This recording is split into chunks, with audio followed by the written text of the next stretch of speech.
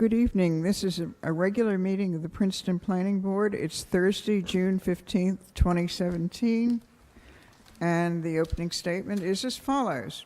Pursuant to Section 13 of the Open Public Meetings Act, adequate notice of the time and place of this meeting has been given by prominently posting the 2017 agenda resolution of the regularly scheduled meetings of the Princeton Planning Board.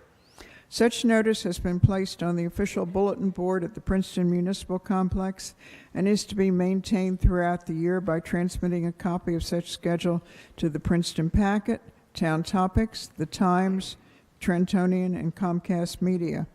A copy has been filed with the Clerk of Princeton on the second day of December 2016. Legal notice on the adoption of said resolution appeared in the December 9, 2016 edition of the Princeton Packet. Could you call the roll, please? Here. Here. Here. Here. Here. Here. Here. Here. Thank you. All right, there are a couple of announcements. We are going to have a surprise subdivision committee meeting on June 26th. That's this month at 9:30 in the morning. This is a lot consolidation on Longview Drive. This is the first subdivision committee meeting we've had this year. We have a special meeting of the Planning Board scheduled for June 29th at 7:30 in this room. And are there any other announcements? Anyone? No? All right, hearing none, then let's move on to the resolution, which is a request for a professional services agreement. It should have been in the packet of things that you were sent. I'd like to move it. Right, this is for, just a minute, this is for Karen, a professional services agreement for Karen Casey. And let's see, all right, you've moved it, that's Ms. Krummeller, is there a second? Second. Yes, it's second by Ms. Trotman. Any discussion? All those in favor? Aye. Opposed? Carried. All right, that brings us to the first hearing of the evening. This is the Institute for Advanced Study. It's a major site plan with variances. It's Einstein Drive, Block 10501, Lot 103. And I'm going to ask our attorney, Mr. Porter, if he would explain some of the circumstances that have come up with this. Certainly.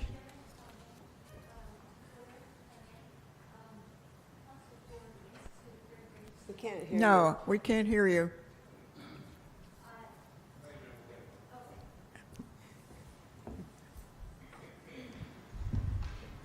Can you hear me now?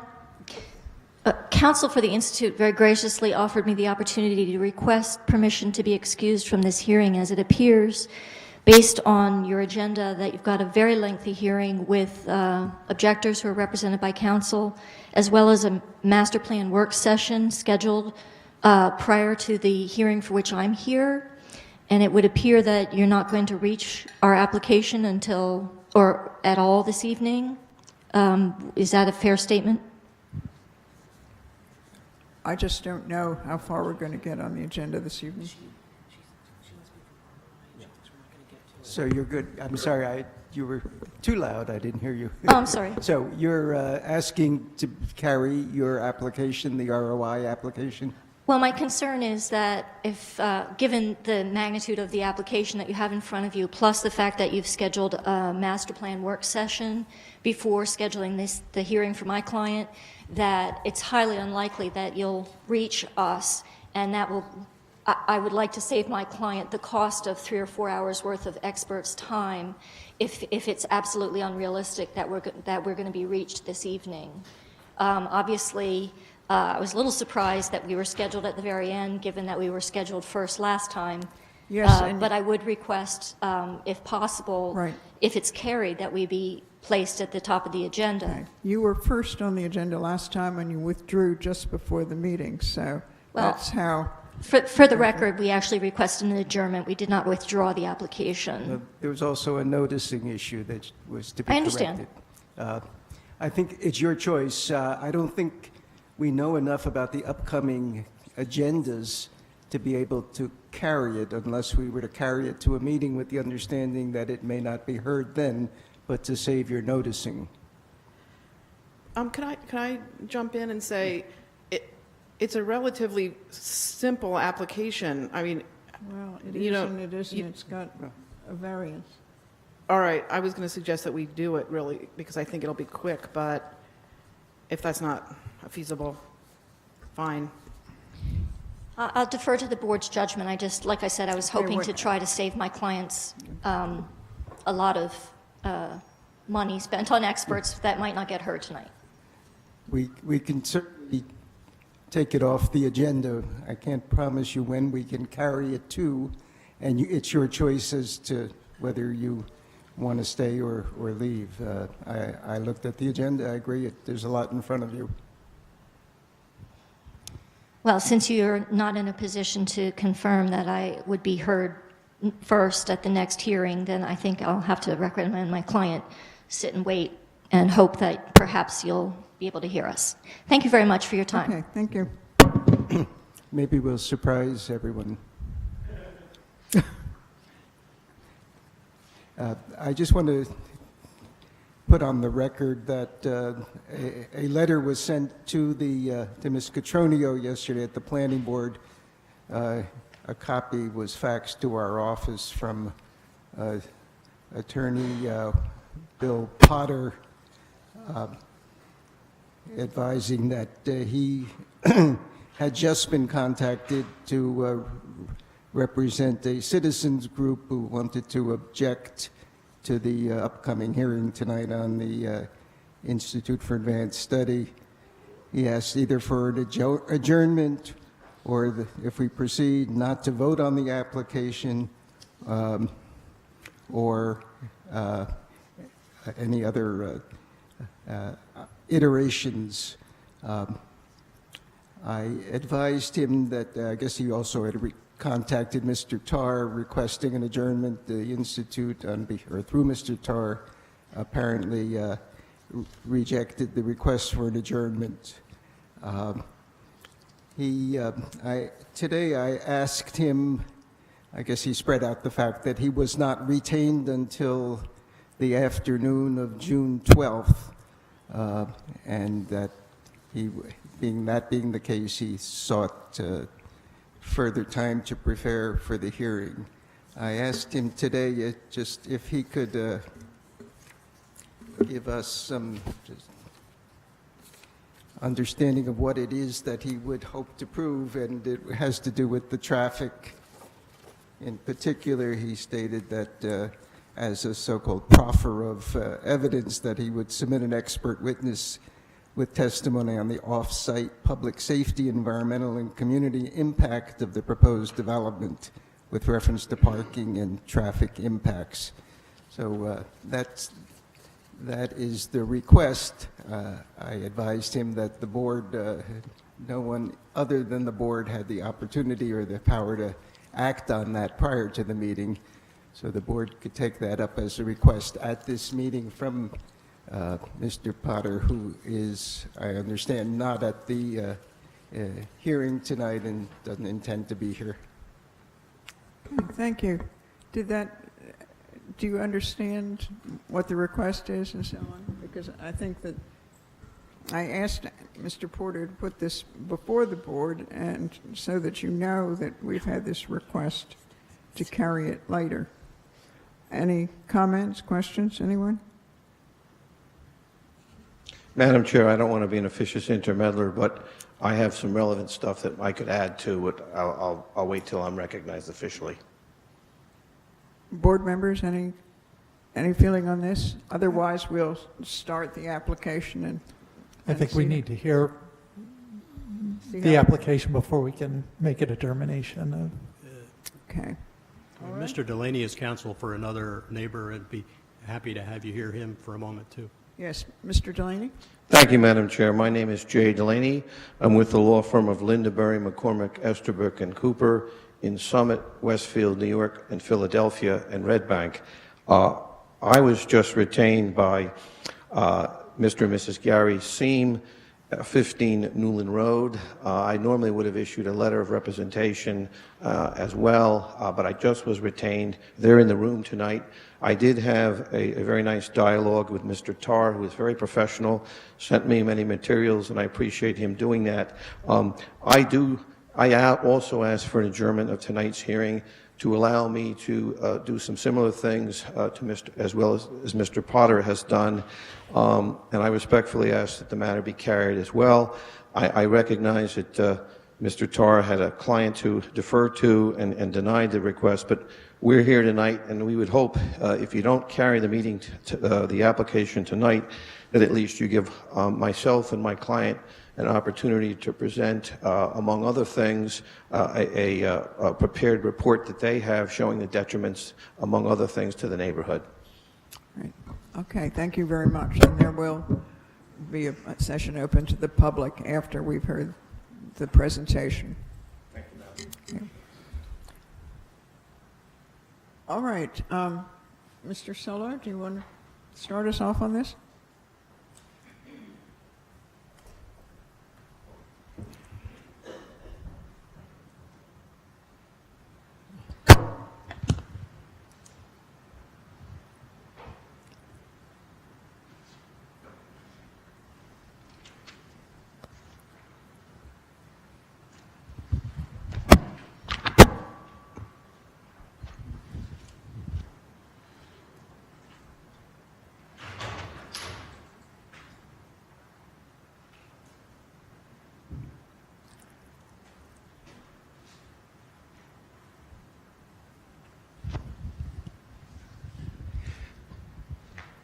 Good evening.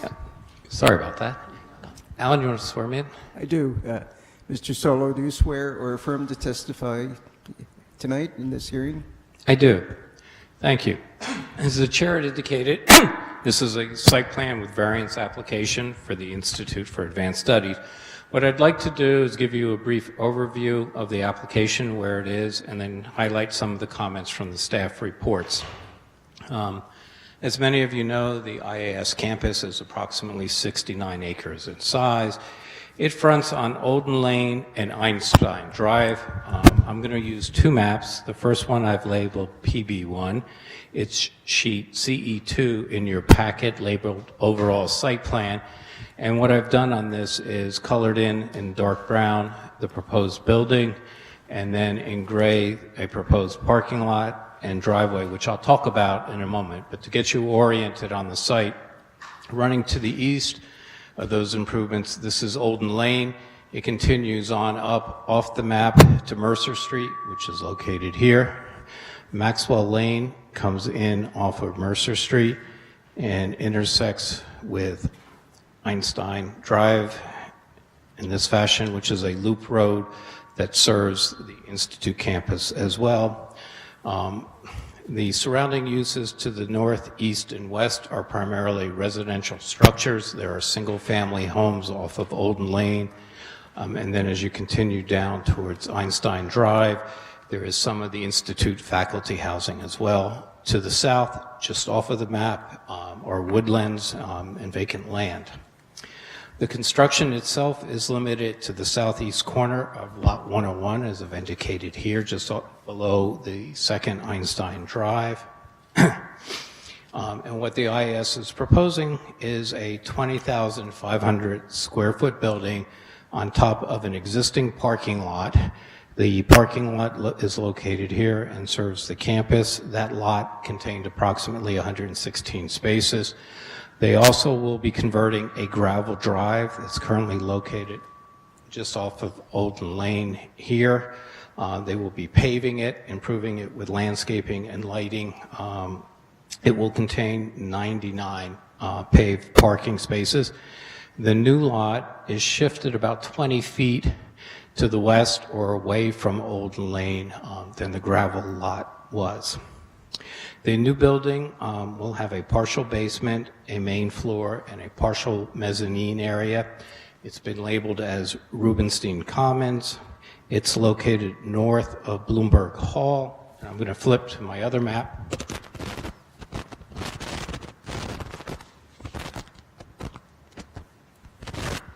This map is labeled as PB2.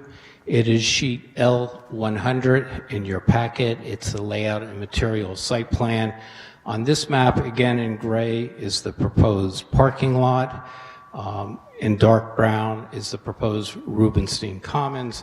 And then I've outlined in brown with the gray coloring the existing buildings. So the proposed building is here. This is Bloomberg Hall. Just to the west of the proposed development.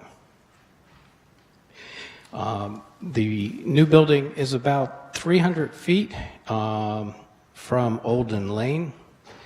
The building will house a 28-seat cafe, what's being labeled as a campus living room, a gallery, a large meeting room with approximately 42 seats, 3 small meeting rooms that have approximately 8 seats each, as well as offices mostly located on the mezzanine level, and then some support space in the basement area as well.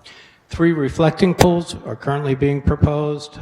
They are located to the south, west, and east of the proposed building as well.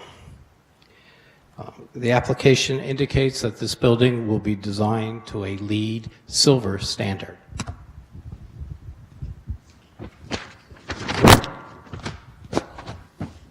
A little over half of the parking lot, the southern half, will be constructed with porous pavement. There will be underground stormwater retention provided under that porous pavement as part of their stormwater management plan. I mentioned the new service drive. There will be a new entrance to the parking lot located here off of Olden, and then a service drive will continue up to just about Wolfison Hall, which is located here, to connect to the small parking lots here and here as a way to provide for vehicles to access those lots as well. The IS has advised staff last week that they are considering some small changes to the building and the landscape elements. They'll be presenting those to you tonight. We did get a preview. They are not, staff did not consider them major, but the Institute will be highlighting some of those changes. In general, the building is getting a little smaller. Some of the patios are shrinking a little bit as well. The property is located in the E2 zone. The use is permitted. A variance is required for the size of a parking stall. It's a variance, in this case, that the board has granted many times as a way to limit impervious coverage on the sites. 2 traffic and parking studies have been submitted along with this application. They conclude that the site provides adequate parking to accommodate the new building and that the additional traffic generated by the development will not negatively impact surrounding streets. The board's traffic consultant has agreed in general with these findings. Mr. Stankus is here tonight if the board has questions for him on parking, as is Jack West, our municipal land use engineer. We point out in all the reports, we'd like the applicant, Mr. Stankus did list a number of questions in his traffic report to the board, and we've asked the applicant to address those as well. The staff did have a concern regarding impact of the proposed development on Olden. Again, Olden is located to the east, and our concern is primarily twofold. One, we're shifting the parking, which was up here and could be accessed via Maxwell and Olden and a little bit of Springdale and Einstein Drive, but we feel it may concentrate some of the existing traffic more towards Olden as people are assigned to park there. The second is that the Rubenstein Commons is primarily for meetings, many of which currently occur on the site. There will be some new ones. And by concentrating it in the southeast quadrant of the academic campus, we didn't know, again, if that's going to have an impact on Olden. We are sensitive to that. Many of you were here excuse me, a few months ago at the last Institute's application where neighbors raised concerns regarding the impact on Olden Lane.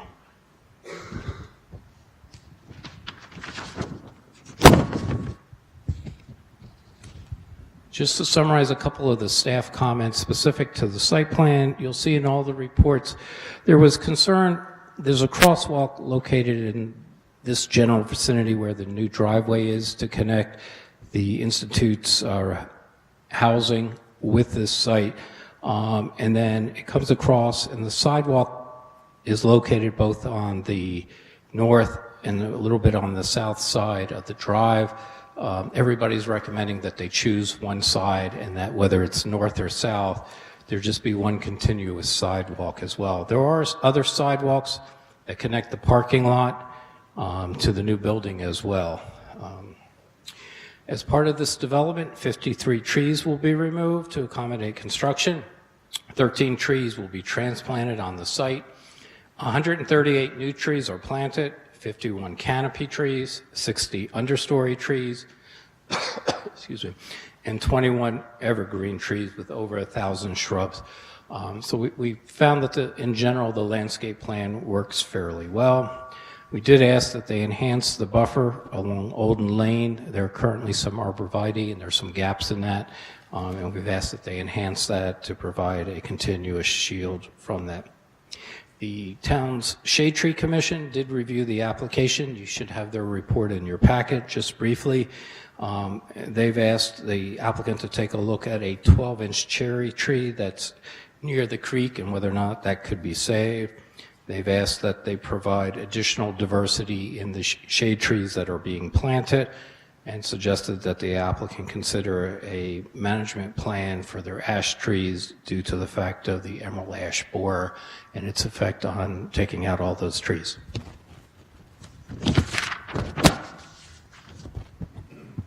The PEC report is also in your packets. I'll just summarize very briefly. They supported the variance for the parking size. They've asked that the applicant verify that they have a wetlands letter from NJDP. They've asked the applicant to share with the board and evaluate the need for this service drive. Their primary concern was where the stream crossing was and its impact on that stream. They've asked the applicant to consider minimizing disturbance in riparian and wetland buffer areas, to maximize the use of non-structural stormwater management strategies, to provide an area within the building for waste recycling and composting. Suggested that the applicant consider a zero net energy policy. All lamps should be LED, and that the applicant should utilize Energy Star appliances. They've also asked the applicant to consider using ASHRAE 90.1 2010 for energy optimization, that the applicant provide covered and secured bike parking. When you look at the site plan, it doesn't show up on this one, but there are bicycle racks being provided in general location here and here, as well as part of the Zagster program that the Institute is involved in. PEC asked that the applicant recycle at least 50% of their demolition material, that they avoid the red list material, and establish a green cleaning policy and utilize green building materials whenever possible. Site Plan Review Advisory Board also reviewed this application. They recommended approval of the site plan and suggest that the applicant study alternative locations for the entrance drive to the new parking. They've asked that the applicant manage stormwater for the entire site without deducting for existing impervious structures. If there are questions on that one, I'll defer a little bit to Jack West, but basically our ordinance allows anybody, when they remove impervious surface, to take a credit for that, and also not to have to provide stormwater for the existing site if it didn't have it before. SPRAB recommends utilizing stabilized turf along any driveways that double as emergency access. They felt the applicant should provide a turnaround and signage to direct visitors back to the new parking lot where the east-west connecting driveways meet.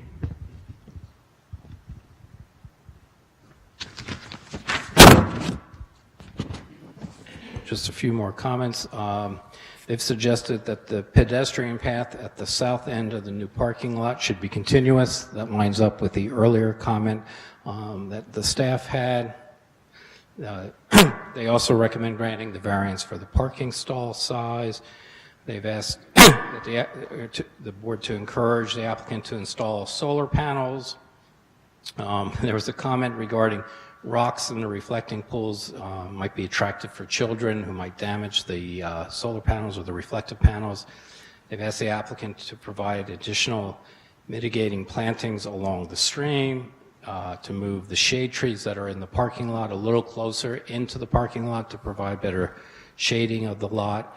Also, similar to the Shade Tree Commission, that a more diverse mix of shade trees be provided, that the landscaping along the southern end of the lot be reviewed. They also had a concern regarding the 12-inch cherry tree in the wetlands.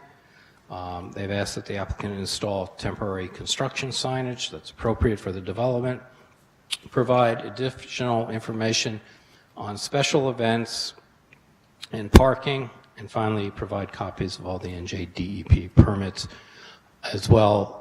HPC also received a copy of the report. I don't want to put you on the spot, Julie. Are you going to offer comments? We did not get their report in time. Sure. Sorry about that. We had we supported the application, and our just small concern was just about the aesthetics of the concrete, the color that was selected, that it would be harmonious with the rest of the buildings. So we requested that a subcommittee could be involved in that process. And then we asked that a archaeologist could train at least one of the construction workers so that if an artifact were found, that they would know how to contact someone per our ordinance. And then the other thing was the sidewalk issue. And again, HPC was reviewing it. The Institute campus is in a suggested historic district, so they offer these advisory committees. Brian or Jack, did you want to add anything before I take questions from the board? Swear us in first. I'm going to swear you in. Mr. West, do you swear or affirm to testify truthfully in Yes, this I do. application tonight? Yes. Thank you. Did you? The only other comment, I don't know if you got it, Lee, was one of the concerns we had was the amount of fill that they're bringing in for the lower driveway, and asked them that they could look at lowering that to reduce the amount of fill, and then subsequently reduce the amount of disturbance into the wetlands buffers, and they've agreed to do that. Okay. Mr. Snackus, did you have anything you wanted to add? I'll add just a brief statement if you want to swear me in. Do you swear or affirm to testify truthfully in this application? I do. Thank you. I think Mr. Solo did a good job of summarizing our report and some of the questions that we expect the applicant's engineer will address tonight. Again, primarily with regard to the shifting of the concentration of parking and event attendees down closer to Olden Lane, and whether that might increase further the traffic volumes presented in the report. Thank you. I don't know if there are questions for myself or the staff at this point, or if you want us to turn it over to the applicant. Any questions? Anyone? Thank you. Thank you. Mr. Tar, I think it's your turn. Good evening. I'm Chris Tarr of the firm of Stevens and Lee, representing the Institute. And Mr. Tarr, as you know, it's our practice to even swear in attorneys to the extent they lapse into I'm going to ask we testimony. swear all the witnesses in at once, and I'd be happy to join that group. Fine. I'm going to introduce them to you with the next slide. As you've heard, this is a conforming site plan application. We were delighted to see that SPRAB actually referred to the architecture as creative, and I think you'll agree when you see it. The one variance that you've heard about is that the parking stalls are 18 feet long instead of 19 feet long, which is a customary and common. All of the committees and experts have suggested that this was a suitable variance to grant to save, to allow for pervious surface and drainage. May I suggest we swear everyone in before you get too far into testimony? So, would you introduce Let's your introduce, staff? let's do you that. wish- Sitting to my left is the Institute's brand-new Chief Operating Officer, Janine Picaro, I'm sorry. And she's going to answer some of these questions about use of the facility. Noah Yaffe is the architect from Stephen Hull, the architects. He testified before you with respect to the Lewis Center, Arts and Transit, over at the university, so he's been qualified as an expert before. To my right is Tom O'Shea, our civil engineer. Sitting in the first row is George Jacquemart, our traffic engineer. And at the far end of the table is William Grip, the chief facilities officer at the Institute. If we could all be sworn in. Okay. Do you all swear or affirm to testify truthfully in this application? And maybe to clarify it, if you would each state your name and respond. Mr. Yakimar? I do. Mr. O'Shea? Mr. Tar? Chris Tar, I do. Ms. Percaro? I do. Mr. Yaffe? Mr. Griff? Could we hold things up for a minute and figure out why none of us can get our thank you, our monitors on? Take a little while That's to not come good. on. Some of us can, some of us cannot, We'll wait. and they're brand new. Yeah. And if any of you knows how to fix it, No. Had enough trouble back here. Is it plugged in? Yeah. It looks okay. And it should be that little corner does button. Jenny know how to do this? Yeah, I think if you hold that down, I saw that light flash. It's the corner button, it just,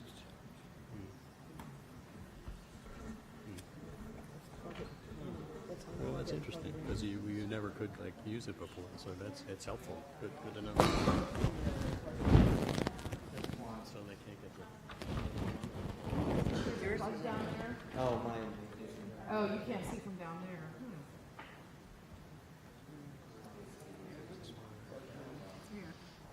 Oh, here, maybe it's in. you want a flashlight? I've got a flashlight somewhere. No, there's nothing. Well, I think, yeah. No, there's no, There's nothing. Let's go on, please.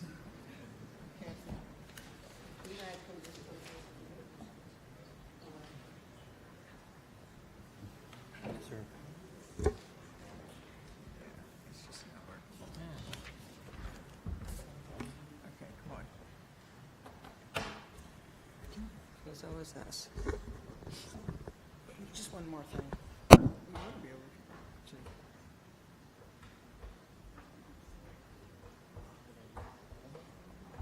the black ones, the new ones. No? No power recycle. No. That's what I do at home. I can do it better.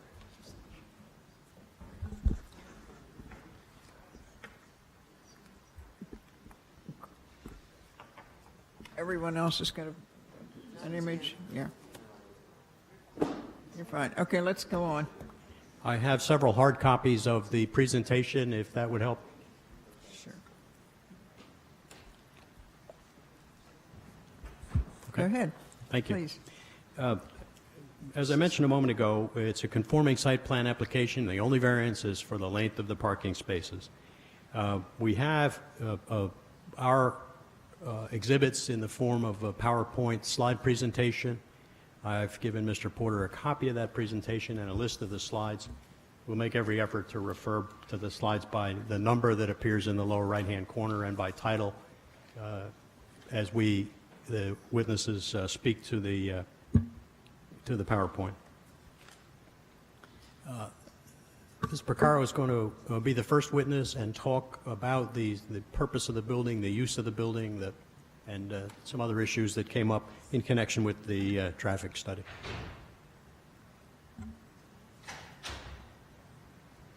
Good evening. I'd like to thank the board for the opportunity to present this project on behalf of the Institute.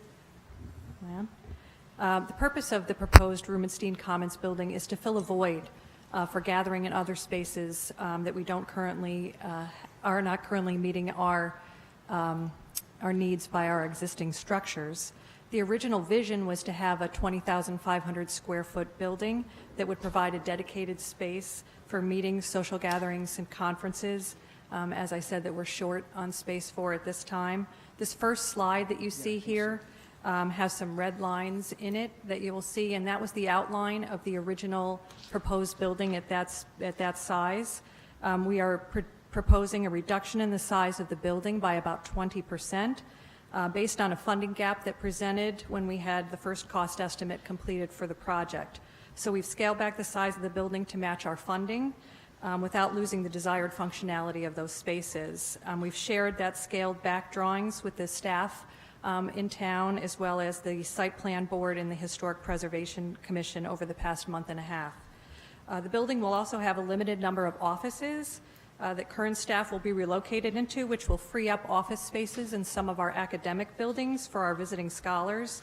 There'll be a small cafe, as you heard, in the main gathering area that will provide an alternative option to our dining room for not only our visiting scholars, but also offer a place for our visiting scholars' families to dine and gather together. That space is sorely lacking now for our families. We have just one small meeting space in the housing area for them to gather in.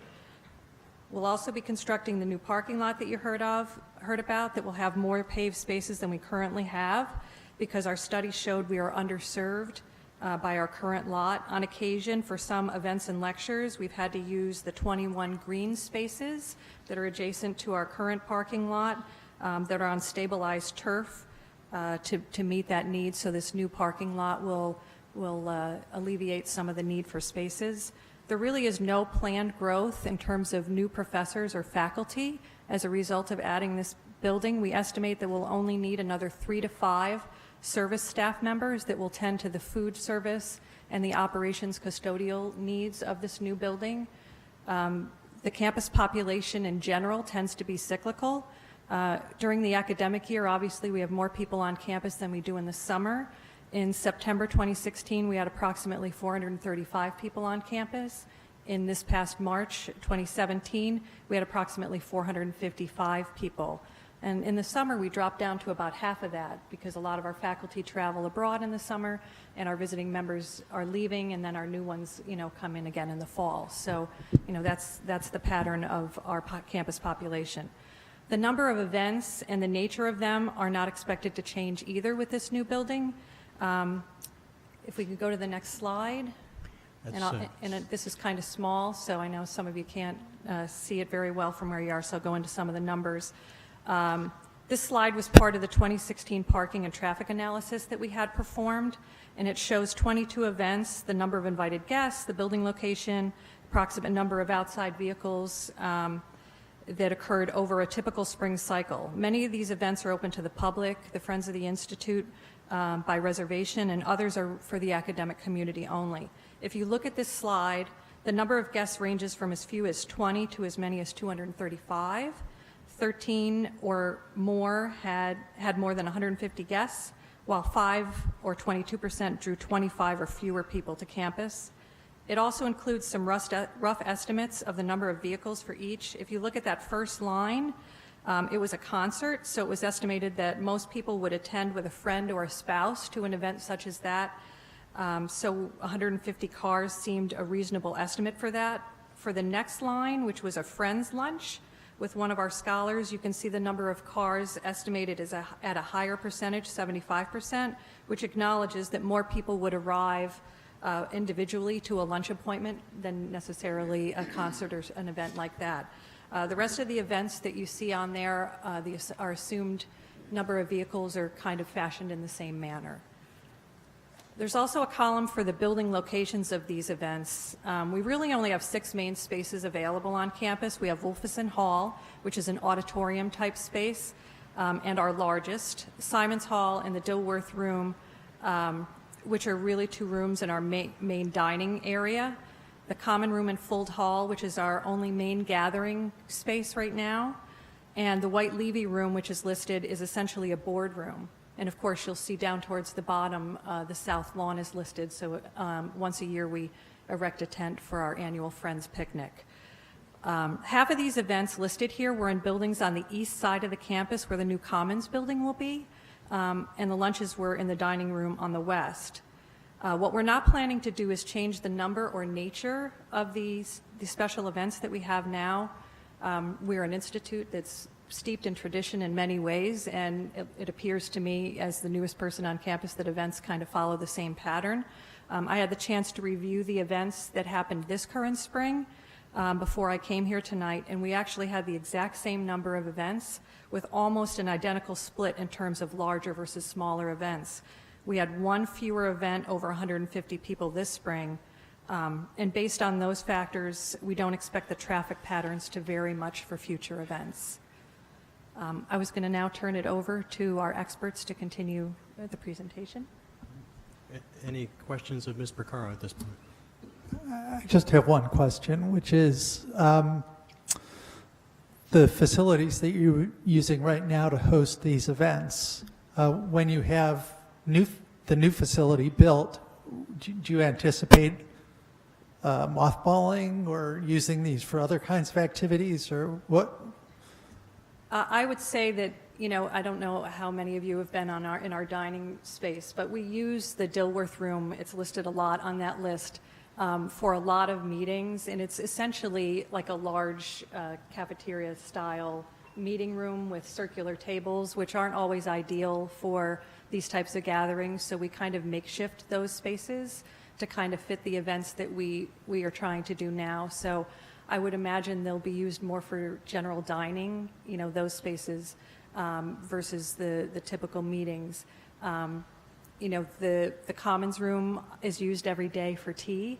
That'll continue to happen every afternoon at 3 o'clock in our facility. So I expect that to continue to be used in that manner. But these spaces will really allow a lot of our scholars and our faculty to meet and talk about a lot of their research and have more gathering spaces than we currently have available in some of our academic buildings. So I expect not just outside events to happen in here, but a lot more collaboration amongst our faculty and scholars. It'll give them the much needed space that they, you know, that they really need now that we don't have for them. Any other questions? The next witness is... Just one. So how often do you have multiple events at the same time, and will this new building allow you to have multiple events, say a concert and a lecture happening at the same time?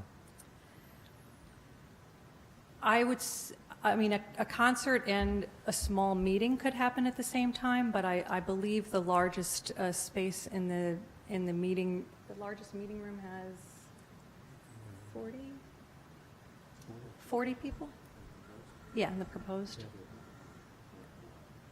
Oh, we could, in the new building, in the new building, we have one large room that could possibly have, you know, room for. But would you have multiple events, or you testified before there was a short list which doesn't seem to change very much year to year, and none of those are on the same day? They're not on the same day, and we're not proposing adding any more event staff. So I wouldn't say that, you know, we're stretched pretty thin in that category, so I wouldn't expect we would add more events at the exact same time. Thank you. Anything else? Okay. As I indicated earlier, Noah Iaffe is an architect.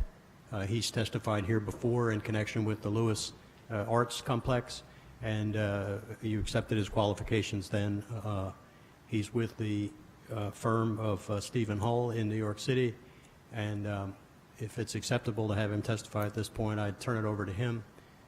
Indicate to Mr. Porter we're now on slide number 5, which is marked aerial view. Madam Chair, will there be an opportunity for me to ask questions of this witness? Which, the witness who just testified? Or Yes. I believe. Or would you like me to wait till later? I defer to the boards. Usually where I come from, when a witness goes on, with direct, we usually have an opportunity for cross. Everybody will be available at the end. If some other witness might answer the question, save some time, but it's up to the board. Any preference, anyone? I think generally we wait Yeah, until the presentation. That's fine. I have no done. problem with that. I just want to make sure I don't lose the opportunity to ask questions. Thank you. Mr. Yaffe. So it's my great pleasure to be here. Again, several years ago, I was here to present the Lewis Center for the Arts project, which is reaching completion for the Princeton University. And so our firm participated in an architectural competition for the Institute in the summer and winter of 2015 and 2016, and it was our great privilege and honor to be selected for the design of the new Rubenstein Commons building. As you have heard, the new building presents a series of formal and informal gathering spaces which are sorely lacking on campus, which this building seeks to provide and serve the existing community there. Next slide, please. During the competition, we developed 5 basic concepts which became the guiding principles for the project. The first was the idea of intertwining, and this was really a response to building on this beautiful site with this amazing landscape and how we could interconnect science, humanities, and nature in a single building.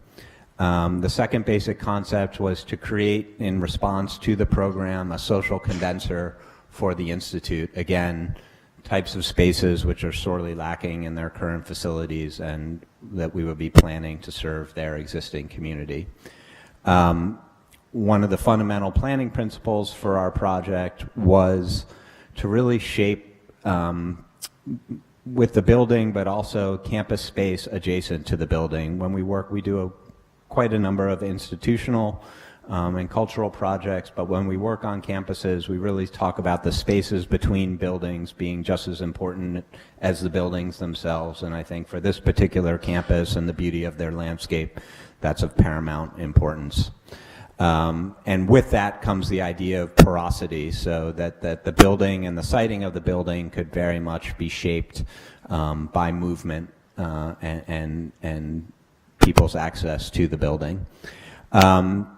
We were interested on the interiors, and you'll see there's I think quite a bit of the architecture is contained within the roof structure, but in creating in these informal and formal gathering spaces, billowing space, which would have these curved roof structures and with bringing in prismatic light through the facade.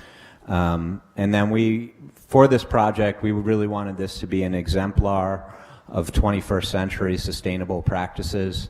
So the idea of ecological connections and sustainability was fundamental to all of our work, but in particular, again, on this site and with this client, that was of primary importance, and we'll point out a few of the sustainable features in the project as we go through the slides. Next. This slide shows the current condition of the campus, where you have the large parking lot north of Bloomberg and east of Fold Hall, as well as the overflow lot that's on the east of the stream corridor adjacent to Olden Lane. Next slide, please, Tom. So when siting this building, for us, really we wanted to take advantage of the fact that we had these large impervious surfaces already on the site. We chose to site the new building almost entirely on the existing lot, and that was in an effort, we're actually reducing the amount of impervious surface through the proposed development. There was also, for us, it was fundamentally important. There's particularly along Einstein Drive, some wonderful large tree specimens that we felt was very important to preserve. So a lot of the form of the building and the siting of the building was very much guided by those principles. For the lot, east of the stream, and Tom O'Shea will speak more to this during his testimony. But really, the idea was to take that existing lot and make it compliant with stormwater regulations, some of the tree ordinances that exist. It's a lot that's been used now, I think, for many, many years by the Institute. But we felt this was a wonderful opportunity to make this lot actually conforming to, again, tree ordinances and stormwater management, which we felt would actually improve on the existing condition. So next, please. So there you see the proposed site plan.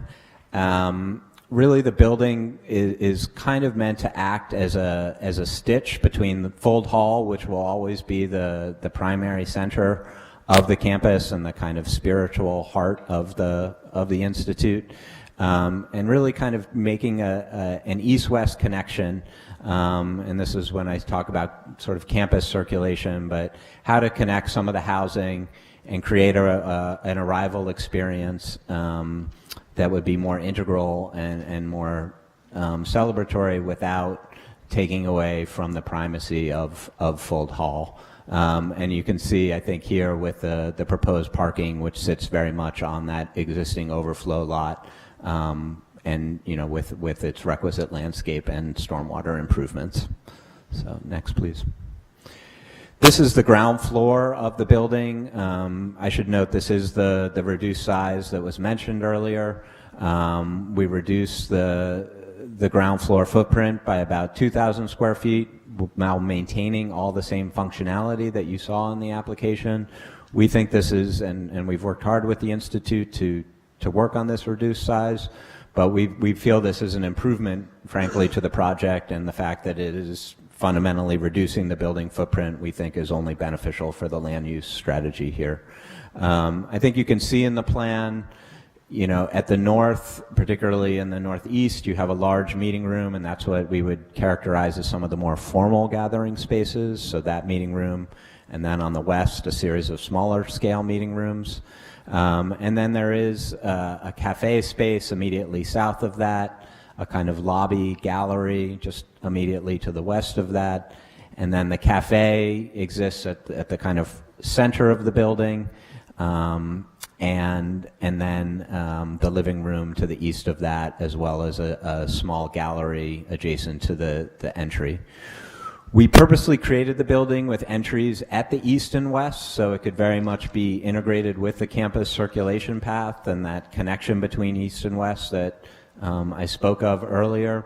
So one of the things we think is quite nice is that the whole circulation, as you move along the building, happens along that south edge and really kind of allows people also the opportunity to either move inside or outside, with also the understanding that one of the important parts of aspects of this building is opportunities for chance encounters that don't currently exist on the campus. So that, maybe on a cold, rainy day, you walk through the cafe, you see your mathematician friend, and that spurs amazing creative thought that happens at the Institute. The building really is primarily this ground floor. There is a small mezzanine as well as a basement, but the ground floor, I think, gives you the fundamental character of both the functionality and the massing for the building. There are a couple reflecting pools that we have proposed that intertwine with that path and provide both contemplative spaces and a sense of arrival, as well as the potential, particularly at the south reflecting pool, for outdoor gathering spaces adjacent to the cafe.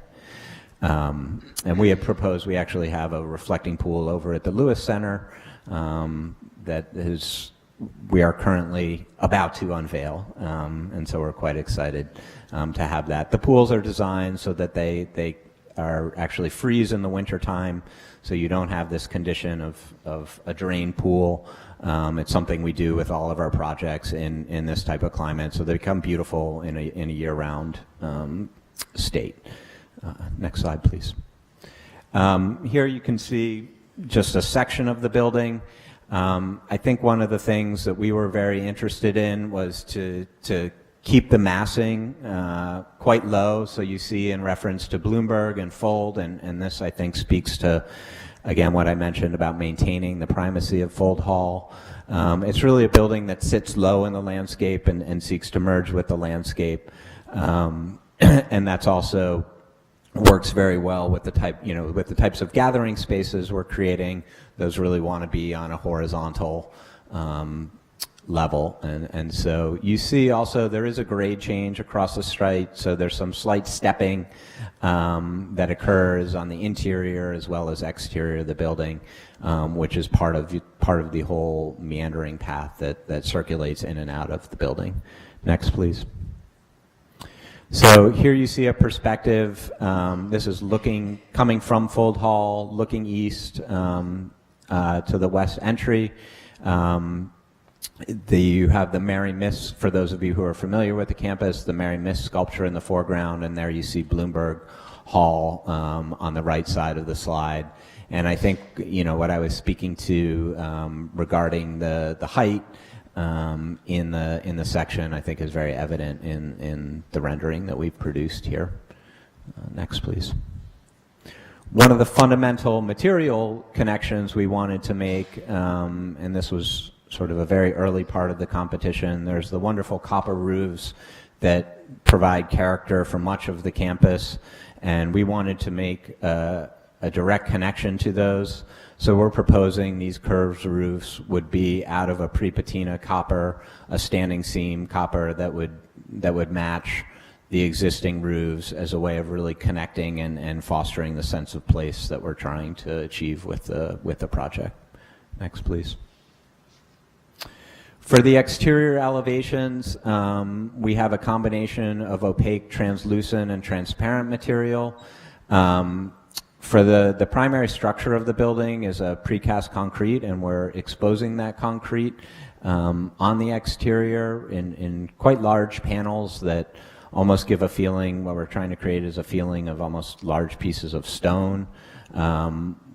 It's an interior condition, but one of the things that's interesting is wherever you see the precast concrete on the outside, you then have blackboards on the inside. The blackboards were one of the most important things for this particular client, which speaks very much to the culture of the Institute. But we wanted to connect that directly with the basic structure of the building. For the glass, we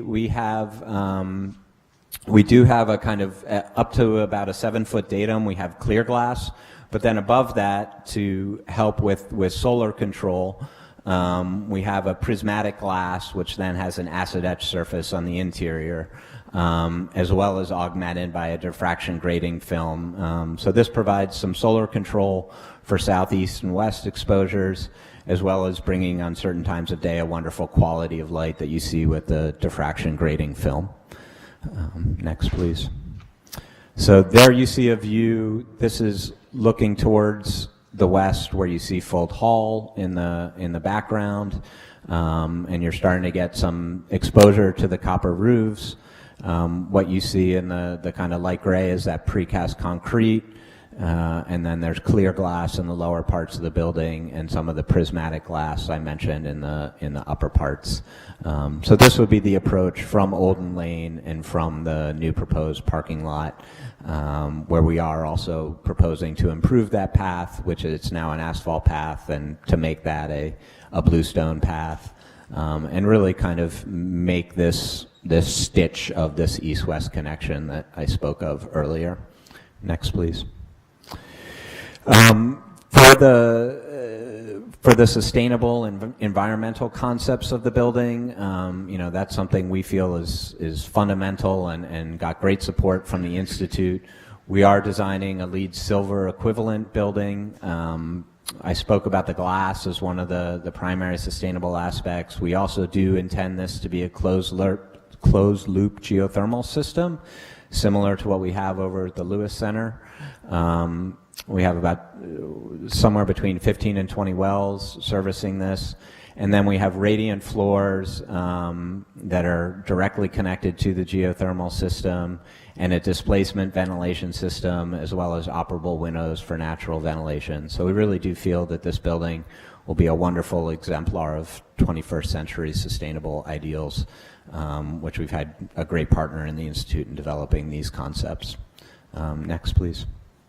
There you see our current proposed layout of the well field. That will be in an existing lawn that then will be restored to that lawn. Again, we're showing roughly 20 wells here, 21. We actually think that number might go down slightly, but this will be the maximum amount of wells we would anticipate having for the project. And we think those are well located, that, you know, once they're installed, they will return to lawn. No one will know that they're there, and they'll be a wonderful source of continuous energy for the building.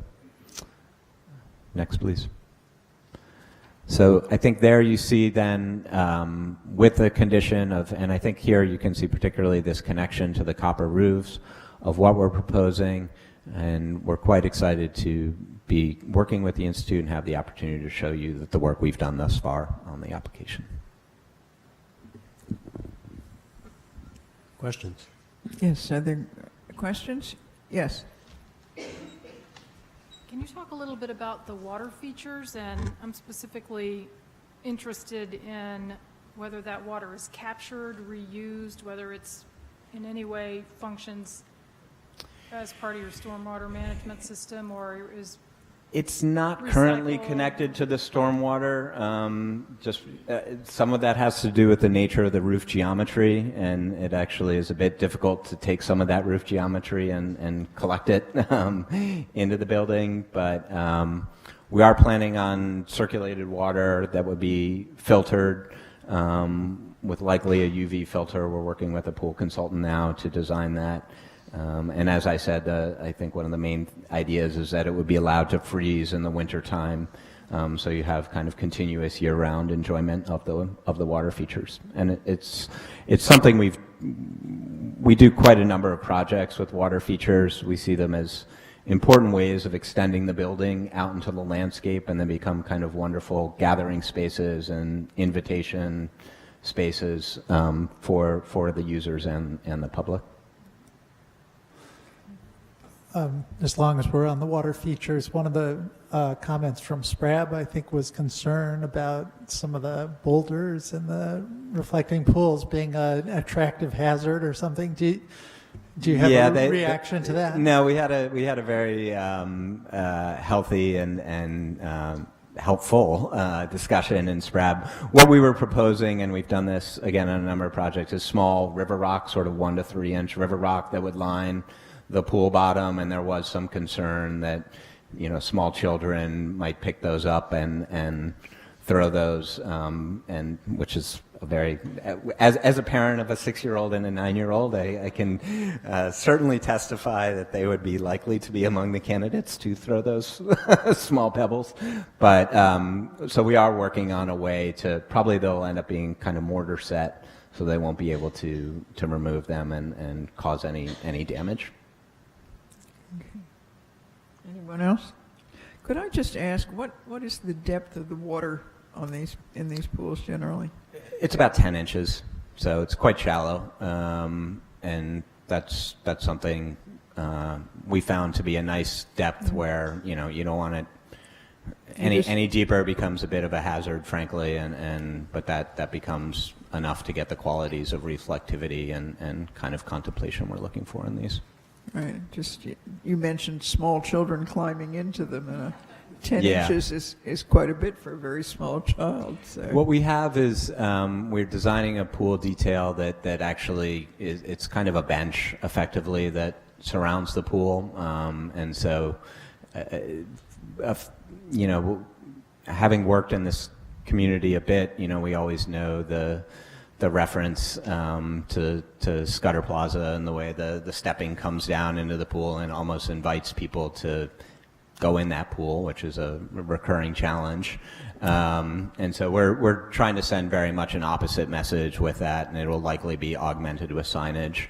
You know, so we are pursuing active measures that will send a strong message that you are not meant to be welcome into this as a active That water pre- feature. That presumes a degree of literacy on the part of the small children. Yes, Mr. Porter. Guess our staff report describes this as a 20,500 square foot building. You said the ground floor is being reduced by 2,000. Is the overall, what's the reduction in the overall size? It'll be about 16,825 to be precise, but about 17,000 square feet. Is the height being reduced as well? It is. It is. And So is that- one of the pools being eliminated? One of the pools was eliminated, and the pool at the east was eliminated, and So what we've seen is the revised yes, layout, exactly. size, Everything pool. you saw is the revised smaller size with the reduction in number of pools and reduction in height as well. Are there other items we should identify as modifications from the original submission? Not that I am aware Those are of. the main ones. Those were the main ones. Is the precast concrete, is that the same as the exterior treatment at the Lewis Center? No, the Lewis Center is a natural stone on the exterior, so different and much larger sized pieces than what's over there. Yeah, we do. We know we have some follow-up with HPC where we'll be discussing the exact color with physical samples in the future. You don't have samples now. I don't. We plan to do some mock-ups to get the color just exactly as we would like it to be. Okay. Anything else? Right, just to clarify, we committed a subcommittee to work on this if this were to be approved. I just had one question. This is probably not the time to ask it, but you described how your architecture meshes with the site and so on. The site was already chosen before you designed the building? In broad strokes, it was, although we were given a pretty big leeway. I think some of our competitors, in fact, propose projects east of the stream corridor, so that there was a fair, it wasn't so prescriptive where they said build exactly on this parking lot, but to us that just seemed like a very logical. But it was in this location in relation to Fold Hall. It was between Olden Lane and Fold. Yes. Thank you. I guess I'd like to follow up on the siting issue, not so much for the building, but for the parking lot. I know this will be a source of further conversation when we talk about site circulation, but the idea of locating the parking lot on the existing overflow parking lot seems to have created some challenges in terms of the distance from the building and where you can access the parking lot from. And could you talk a little bit about those practicalities of this location? You know, I understand the idea of being on existing impervious, but there seem to be some contra arguments. If I may, Mr. O'Shea has some slides and some testimony on that very point. Okay. I think we tried to limit Noah's testimony to the building itself. Any other questions? Julie? No? Okay. All right. Thank you. Thomas O'Shea is with the firm of Van Oat and Harvey. He has testified here innumerable times. He is qualified by the board as a civil engineer, and we ask that the same be done tonight. Yes, we accept his qualifications. Thank you, ma'am. Thomas. Thank you. I usually put this at the end of my presentation, but it happens to be at the very front of my presentation, so I don't forget it. With regard to the project, outside agency approvals that we've already applied to and have approval for is Mercer County Planning Board, Mercer County Soil Conservation District, the NJDEP Flood Hazard and Wetland Permits, Historic Preservation Committee, The Delaware Raritan Canal Commission application has been made and it's pending, subject to providing approval of both county and township, and we've submitted to the PSOC, Princeton Sewer Operating Committee, for the sanitary sewer hookup to the building. The slide that's in front of you right now is slide number 19, which again is the existing aerial. We've got the 85 parking spaces in parking lot A. We've got the green spaces that you've heard some talk about, plus 7 hard spaces at this location. This parking lot does have stormwater management. You can see it on this slide, and that's why I bring it up here, is we have a large vegetated flat area that picks up the runoff from the parking lot as well as the roadway. We do have porous pavement. This was maybe one of the first applications of porous pavement in Princeton that was put in with the system biology building in the overflow parking, or this parking at this location. The regulated areas, both the town and the state, is this drainage way here, that the drainage way at this location at Einstein Drive is approximately 6 acres, and by the time that we come through the site, it's over 10 acres. If you remember, along Olden Lane, there used to be an open ditch along the west side of Olden Lane that a number of years ago the township closed that, and we discharge down in this area. The crossing that we have from the new parking lot, and I just want to show it here, is pretty much in the same location where the existing crossing is. That's a raised crossing. It's stabilized turf, which is essentially gravel with some topsoil on top of it, and it's above grade.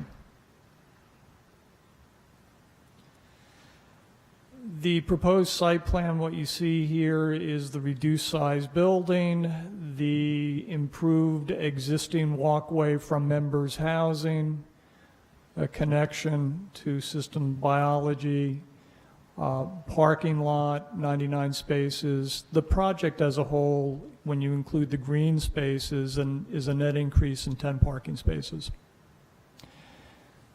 The 13 spaces that are located what we call the upper A parking lot is now being changed to 5 ADA spaces. We have bicycle parking in 2 locations right now. We have parking over in here. Currently there's the Zagster parking, bike parking here. There is Zagster bike parking also in the members housing. I think the agreement is that if we need more bike racks on the site, we agree to that if there's a need for it, but we want to take part in choosing the location. We don't necessarily want them right at the front doors. What this drawing doesn't show is it doesn't show the reduced scale of the connecting road, which crosses again in the same location. What you're seeing right here pretty much replicates Einstein Drive, that from curb to curb, including the walkways, 24 feet. In working with the town and hearing the comments from SPRAB and others, we're reducing the scale of that, so the total width, including the sidewalk, will be 18 feet. We're reducing the amount of fill in that location too and dropping it in elevation. The parking lot is porous pavement in the lower portion, but in working with Jack West, the request was to move the porous pavement actually into the parking stall size, parking stall area, as opposed to the drive aisles, and we can do that. And again, the parking lot, the upper 2/3 is at grade. Instead of having an above ground detention basin, we have it underneath the parking lot. And we were able to reduce the fill. We had about 4 feet of fill proposed in the lower portion, and we're able to reduce that by about a foot, foot and a half. We have a manufactured treatment device located in here before we discharge into the stream. Just one comment relative to that existing overflow parking. Stormwater management was in place at the time that that was approved. Many years ago, when members housing disconnected all the roads that cut through members housing and created a green space in the middle. We reduced by over 40,000 square feet of roadway, which is less than the overflow parking. So that was the treatment by matching or reducing existing pavement, which was accepted by the town.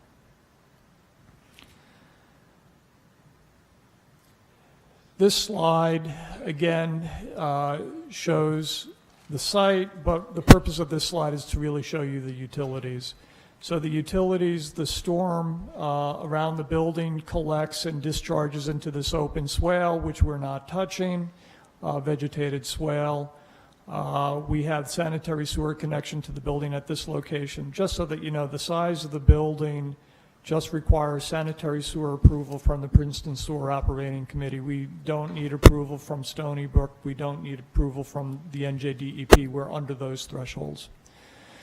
The stormwater with the proposed basin, you can see the underground chambers, stone chambers, with the modifications as suggested by Jack. We're actually not going as deep with the stone, but we're extending the stone further up into the parking lot area. And again, we're connecting all the porous pavement in the parking stalls.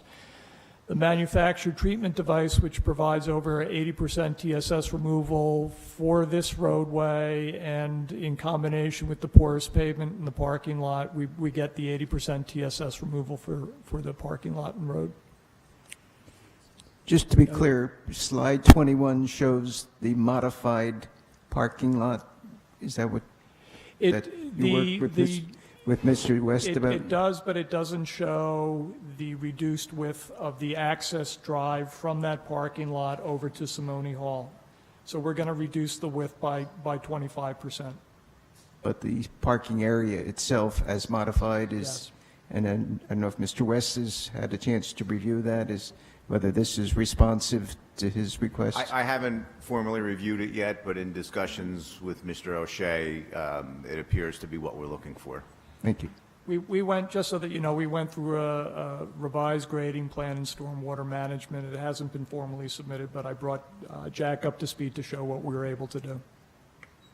For the sake of those who might not know, would you explain TSS? I mean, TSS is the size? No. Oh, it's total suspended solids. Right. It's what's suspended in the water, stormwater runoff, so we clean it up before it enters the stream. At SPRAB, there was a request to take a look at different access points into the parking lot, and the two, it was both the east side and west side of the stream. So what you can see here in red is the parking lot, in red the building, in blue is the riparian zone and wetlands associated with the stream, as we spoke about before. So option number one requested a drive that comes in through Einstein Drive. This, by the way, is our soccer field, so it's coming through the soccer field. We're crossing a pedestrian path at this location, a pedestrian path at this location. So we feel that a driveway intersection in the existing driveway intersection on Olden is too close, that we have really dueling parallel roads very close to each other. This would add additional impervious surface as opposed to using the existing Olden Lane, the recreation field, and in this area we do have some existing utilities that serve the main campus in this location, crossing in this location, and we do have some water utilities at this location. So we didn't think this was a good location for a drive off of Einstein. The second, excuse me. The second, right? Let me just go back. 23. Here we go. I'm sorry. The second option was on the west side of the drainage way, And we didn't think that this was a good location for a number of reasons. And what SPRAB really suggested is either connecting at this location or coming down and crossing the stream at this location and coming into the parking lot. So if you go and remember some of the earlier slides, this is a vegetated area, some large trees. We have from the road to this location about 5 feet of fall. We didn't think that was a terribly good idea. We're concerned about the proximity of an 18-foot wide road from our building and the constrained area. Just so that you know, this dimension right here is about 40 feet. So it would be very tight, and it's again, cutting across the main east-west access to the building. So again, we didn't think that was a good idea. So we're crossing 1, 2, 3 main pedestrian access points.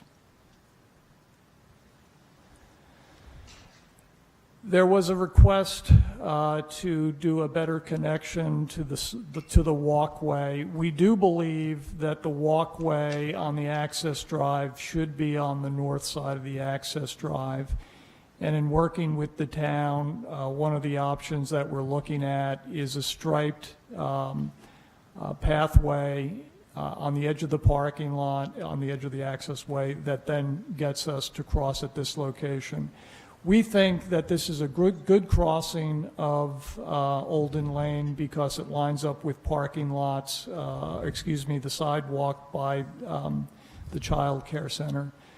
So we have a stop bar at this location, and we would cross at that location.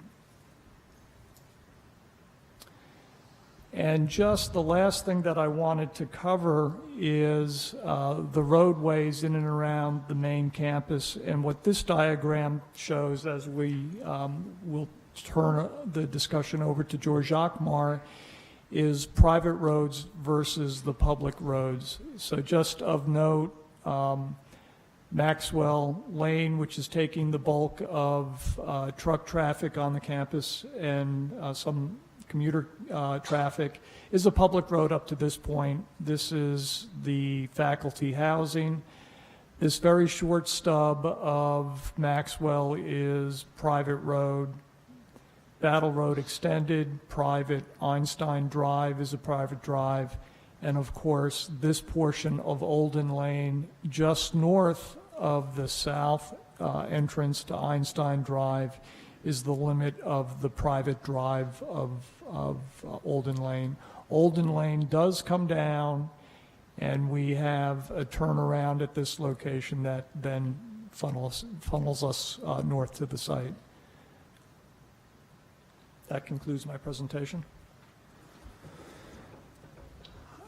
Tom, could I sort of re-ask the question about siting of the parking? Because you did address the alternate access suggestions, but did anyone look at putting the parking up on the soccer field and moving the soccer field down to where the So part of the the overflow issue, is? part of the issues there is that the, let me flip back.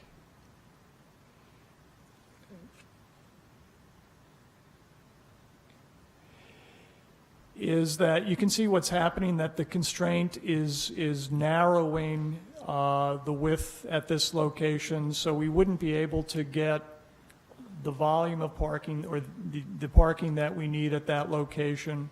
That what's going to happen, David, is it's going to start dragging, even if we were to start up here, it's going to start dragging the parking south, which then is going to interfere with our pedestrian access. We do have a bit of a slope here, and we didn't think this area was wide enough to put the double bay parking that we had or that we need for the amount of parking.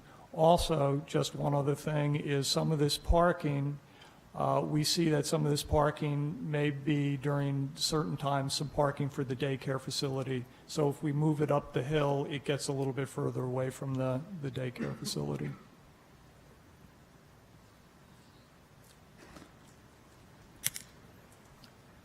How long has the existing permeable pavement that you referenced been in place, and early Did you install it? 2000s. Do you know how is it working well? It is. We go out there and monitor it every so often, and we know that there is a collection system and drainage system that it does connect to, and that's all in fair shape. So it goes through a treatment device and discharges into that little...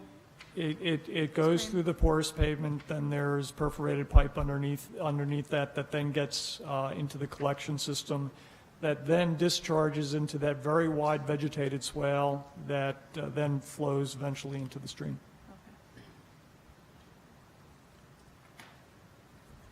I don't know if this is a question for you or for the parking consultant, but I feel like the parking counts existing and future are a little bit misleading because I haven't heard any reference to the overflow lot.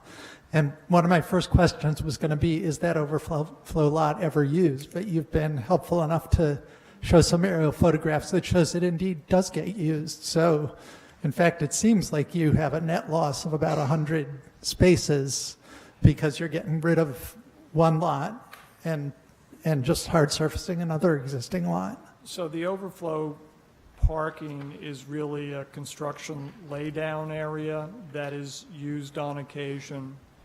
Bill Grip and his staff manage the parking on the campus when there is an event, and I think that a lot of that parking ends up on lawn areas. It actually ends up on the soccer area at times. Is that true, Bill? Yes, that's correct. If you think back to the diagram that Janine spoke of earlier, many of our events actually occur after normal academic hours, but at times they will overlap. So my staff will go out and direct cars and monitor the lots. We'll push folks to either overflow or the soccer field to ensure that there's a safe and easy access in and out of the campus. One of the other things we do use that overflow adjacent to Wolfenson for are the physically challenged folks that will attend our events. We try to make sure those spaces are available for them to get as close as they can. But it all depends on the event and it depends on the timing of the event. But so that overflow lot will at times seat cars during the normal workday. Right now there are vehicles that do park in it. At night, it looks like more like a construction laydown area. And Mr. Jacquemart did a campus parking study for the capacity, et cetera. Okay. But I know from my reading of that, it mostly deals with daily use rather than peak use when you have events and stuff like that. So if you're going to make a presentation, I'd really like you to talk about peak parking rather than daily and weekly parking, because those where the big questions are. Could I also ask about deliveries? I know the loading dock is off Einstein Drive for the building. So that presumes that there will be no truck traffic on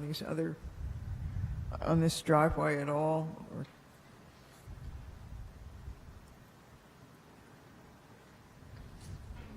Which let's go to that one. I mean, we haven't really said what would be delivered at this loading dock. Yeah, I would actually say extremely little will be delivered at that loading dock. Loading dock would even be, there is actually no loading dock, but it does represent a service entry with a service court. It'll be to bring in some of when there's catered events, those will be catered at the main kitchen and brought over here in small vans, things like that. There will be, the cafe is really more of a kind of meant to be a grab and go, but there will be some small deliveries as well as obviously some of the recycling and trash that occur. At the road to the south, which I think you were also asking about, it is not intended that new access road would provide trucks. It does provide the fire truck access, and that's one of the reasons for its width. Okay, thank you. Anyone else? Okay. So, George Jacquemart is our next witness. Again, George has testified here many times as a traffic engineer. He's prepared 2 reports, and we've got some of his slides that speak to his reports on the screen now. We're starting with slide 26, marked Figure 1, AM peak hour traffic flows.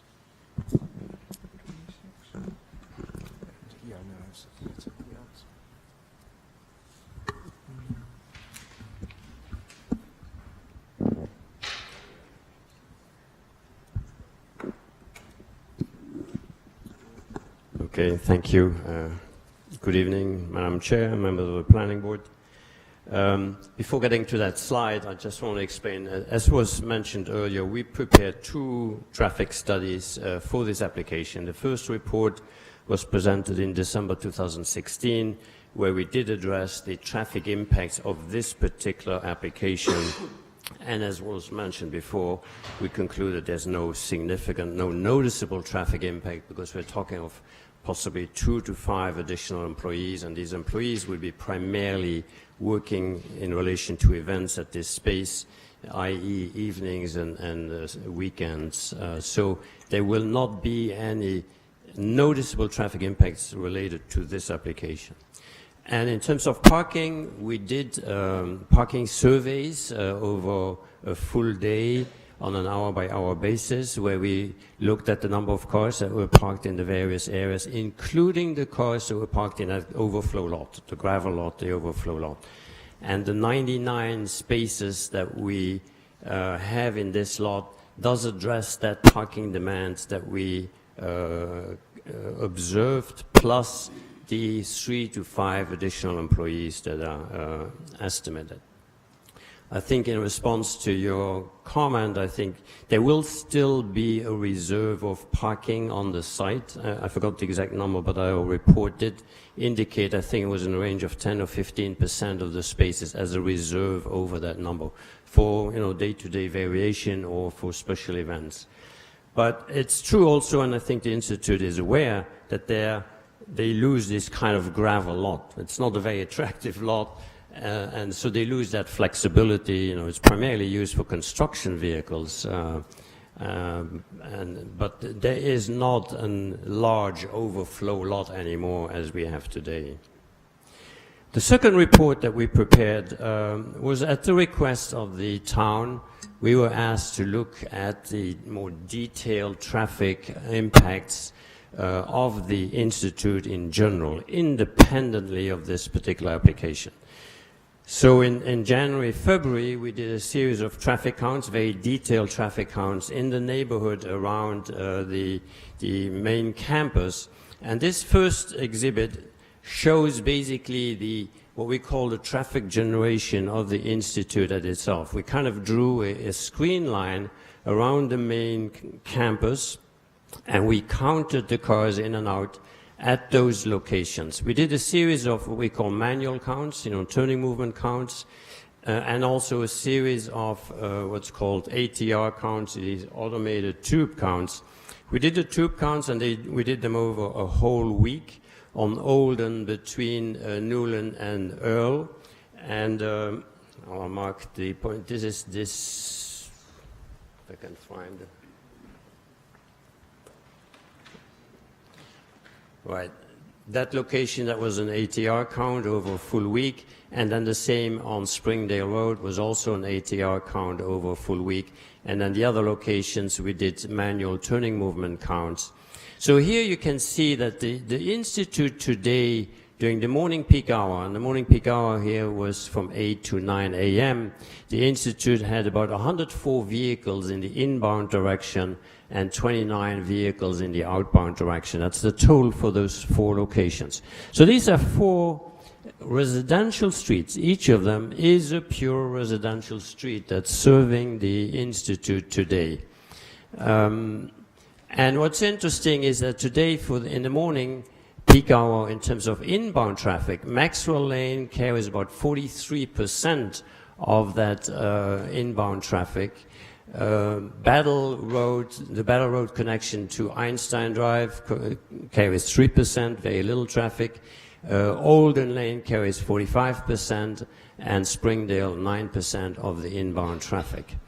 So 104 vehicles inbound for a site that has a total population of roughly 400 people, including a childcare center, is a very modest traffic generation.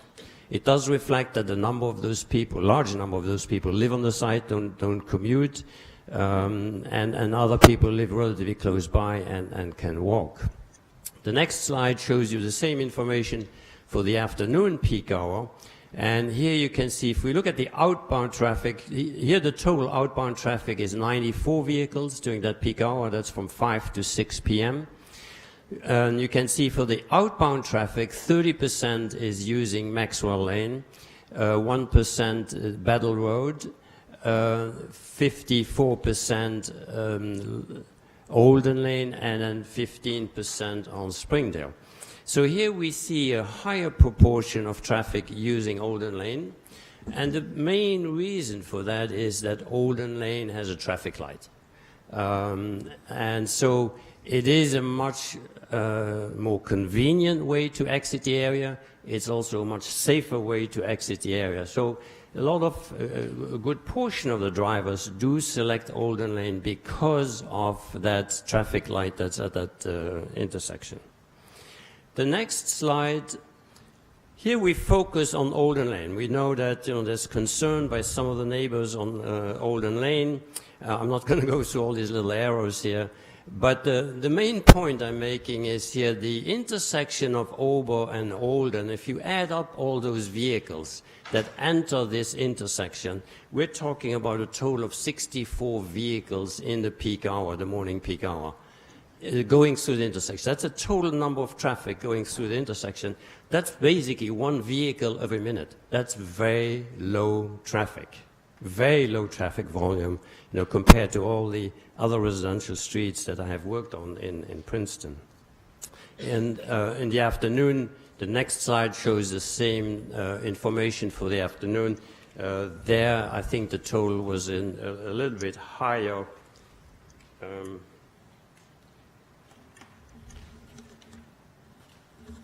71 vehicles in the peak hour, so a little bit more than one vehicle per minute. 1 minute is a very long time when you sit at an intersection, and so we have a minute where there's no traffic happening, basically.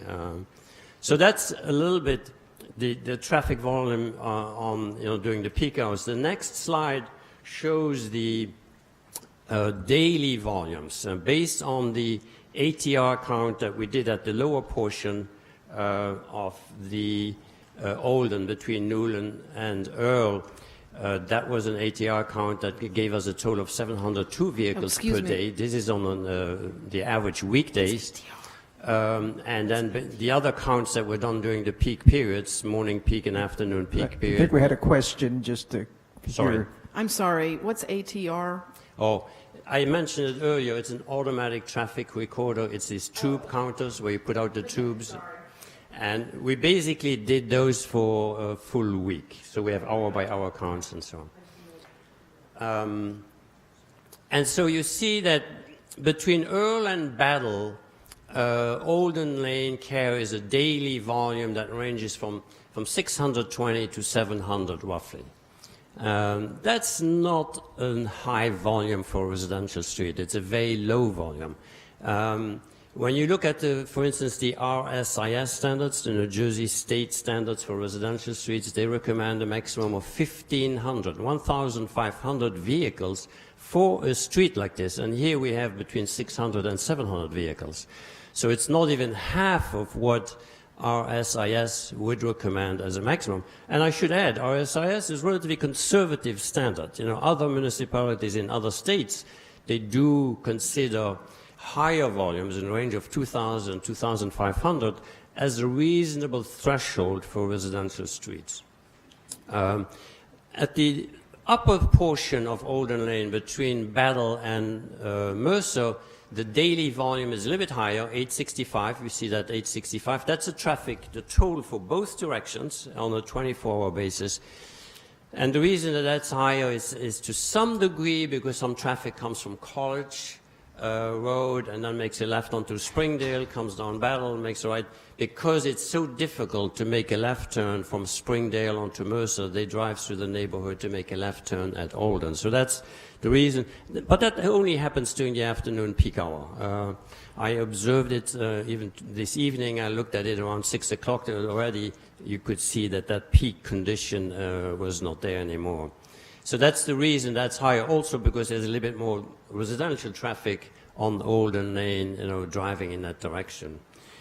So the other, to conclude the traffic conditions here, it's, as I mentioned, it is the volume that's on Olden Lane today and in the future is significantly lower than what RSIS recommends. It's definitely lower than what most, there's not a lot of academic work that's done on what is reasonable threshold for residential street. We have a lot of very detailed analysis when it comes to highway capacity, the level of service calculations, but that's not applicable to this. We want to know what is a reasonable volume of traffic for a residential street, and the ranges vary from RSIS to even up to 3,000 when you look at the research that's done.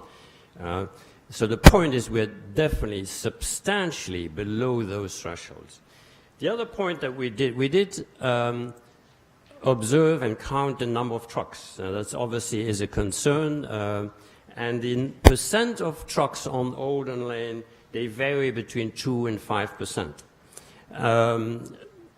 Typically, we expect 2 or 3% of truck traffic, although these days I don't even know whether that's still very valid because of all the online shopping that's going on. There's much more UPS, Federal Express deliveries that are happening in the residential streets, and you see it on an ongoing basis. So all I'm saying is that these percentages are still very low, 2 to 5%. And if you look at the numbers of them, we have data that we did during the manual count periods from 7 to 9 a.m. and 4 to 6 p.m.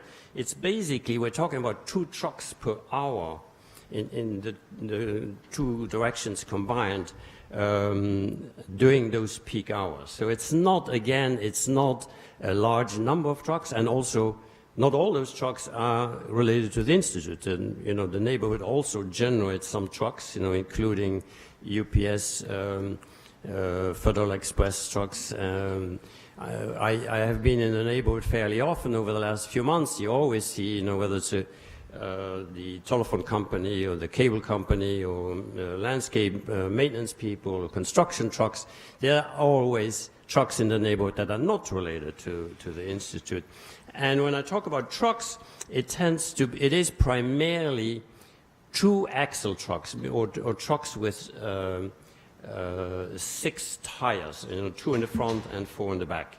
It's not like semi-trailers or trucks that have 3 axles or 4 axles and so on.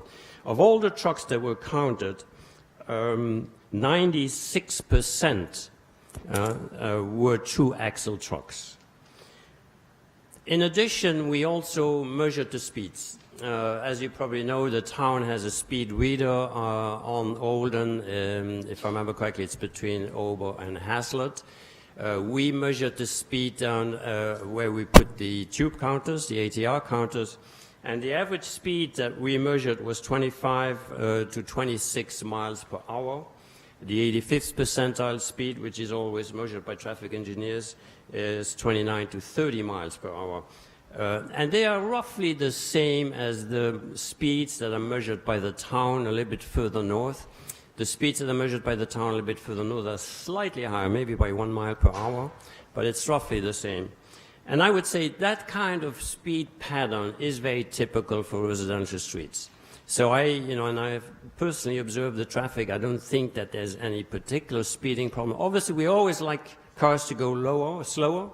But looking at, comparing this to other residential streets, it is a typical speeding pattern.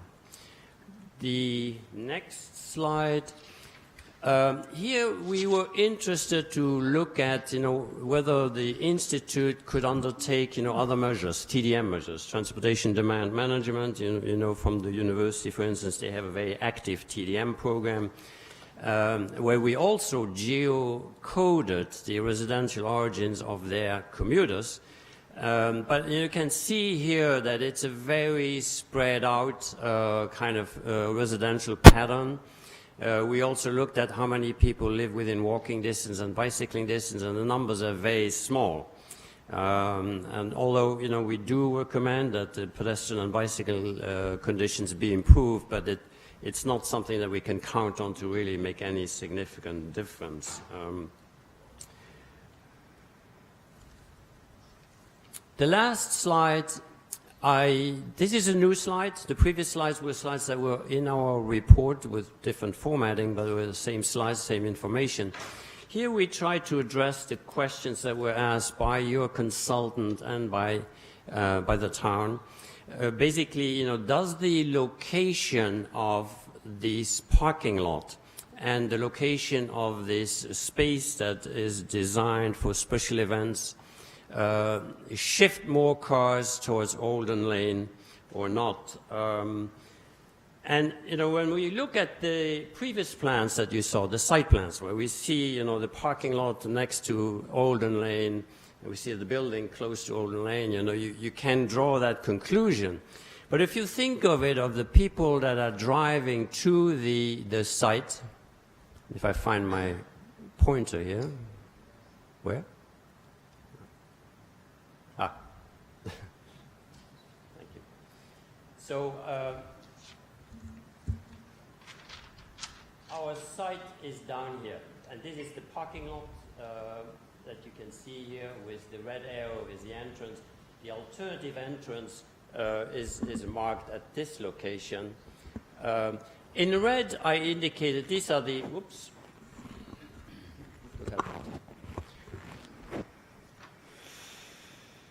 These are the red ones are the local streets, Springdale, Olden, Maxwell. And as I mentioned earlier, all three of them are residential streets.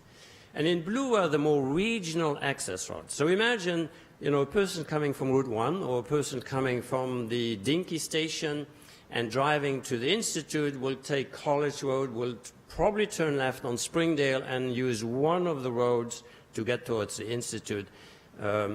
A person that comes from the left here of our drawing on Mercer Street is likely to make a right turn on Maxwell Lane to get to their destination on the site.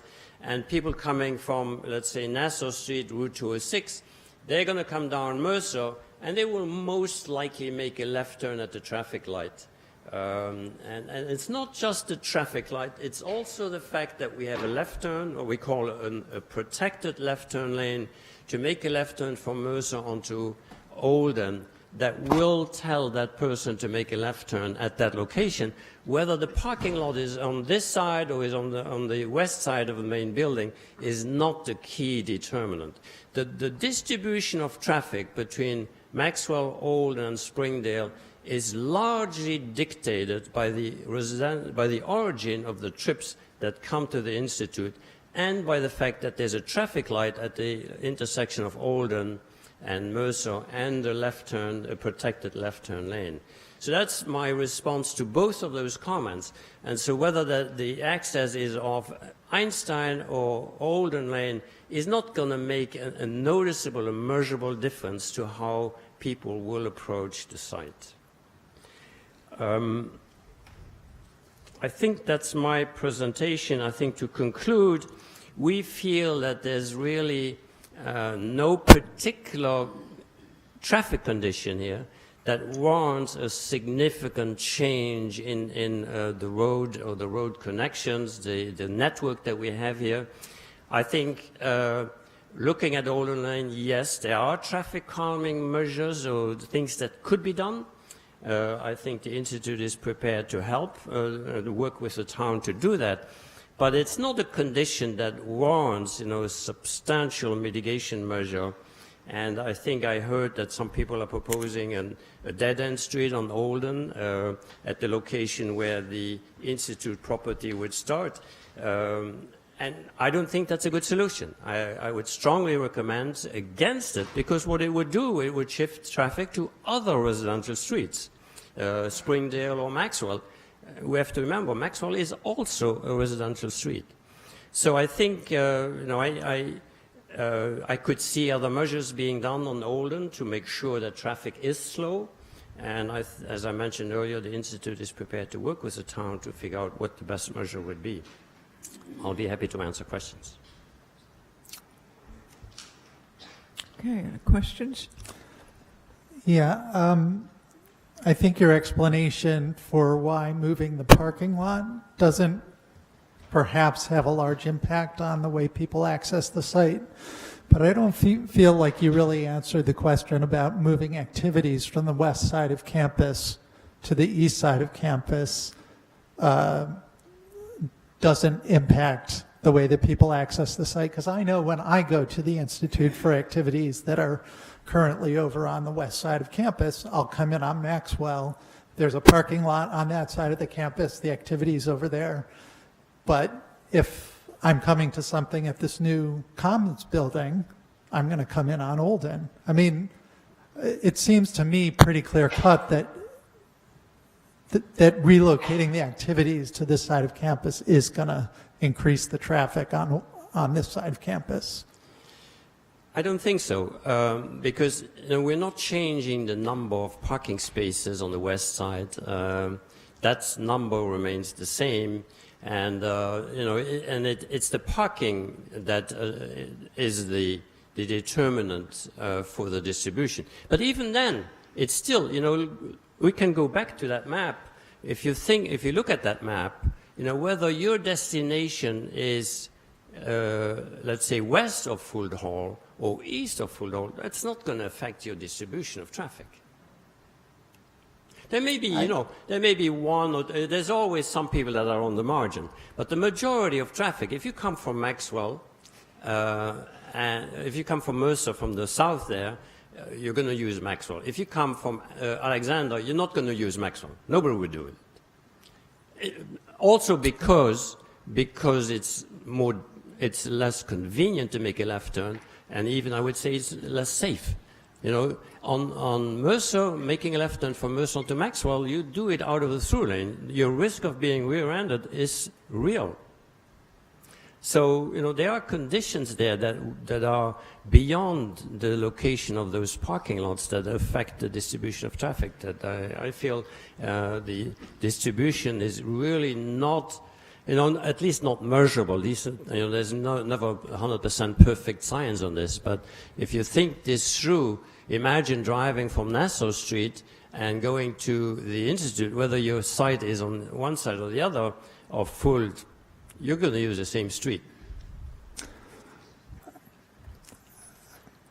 I mean, everybody will have to decide how they feel about it themselves. I mean, most of us have been to activities at the Institute and know how we use the roads to get there. So, I should mention also, as part of our work with the Institute, we did recommend that they change their directions on the website of the Institute, directing, especially visitors, people that don't know the area, that more visitors are directed to Maxwell as opposed to Olden Lane. So, and the Institute has already made those changes.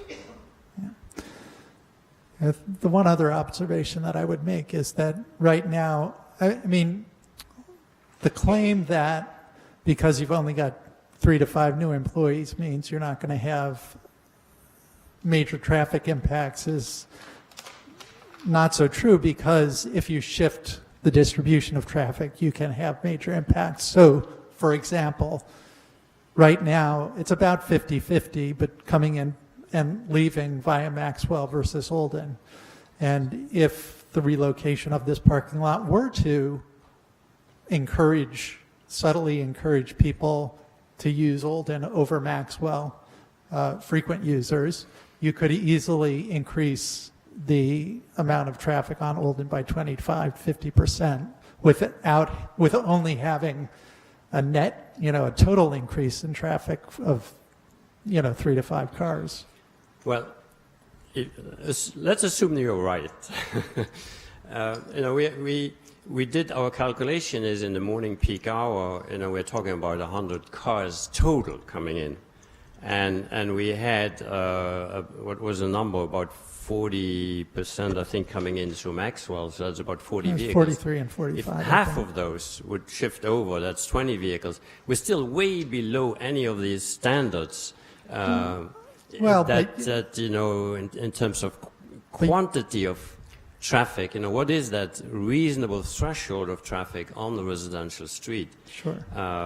But you are saying that the total number of trips is around 700, which is close to half of the recommended maximum. And if you increase that 700 by 50%, you're starting to... But we're not... There's nothing here that would increase that 100. We're talking about 100 vehicles in the morning peak hour coming into the site. Total. Weren't you saying it was 1,500 trips per day was the recommended maximum?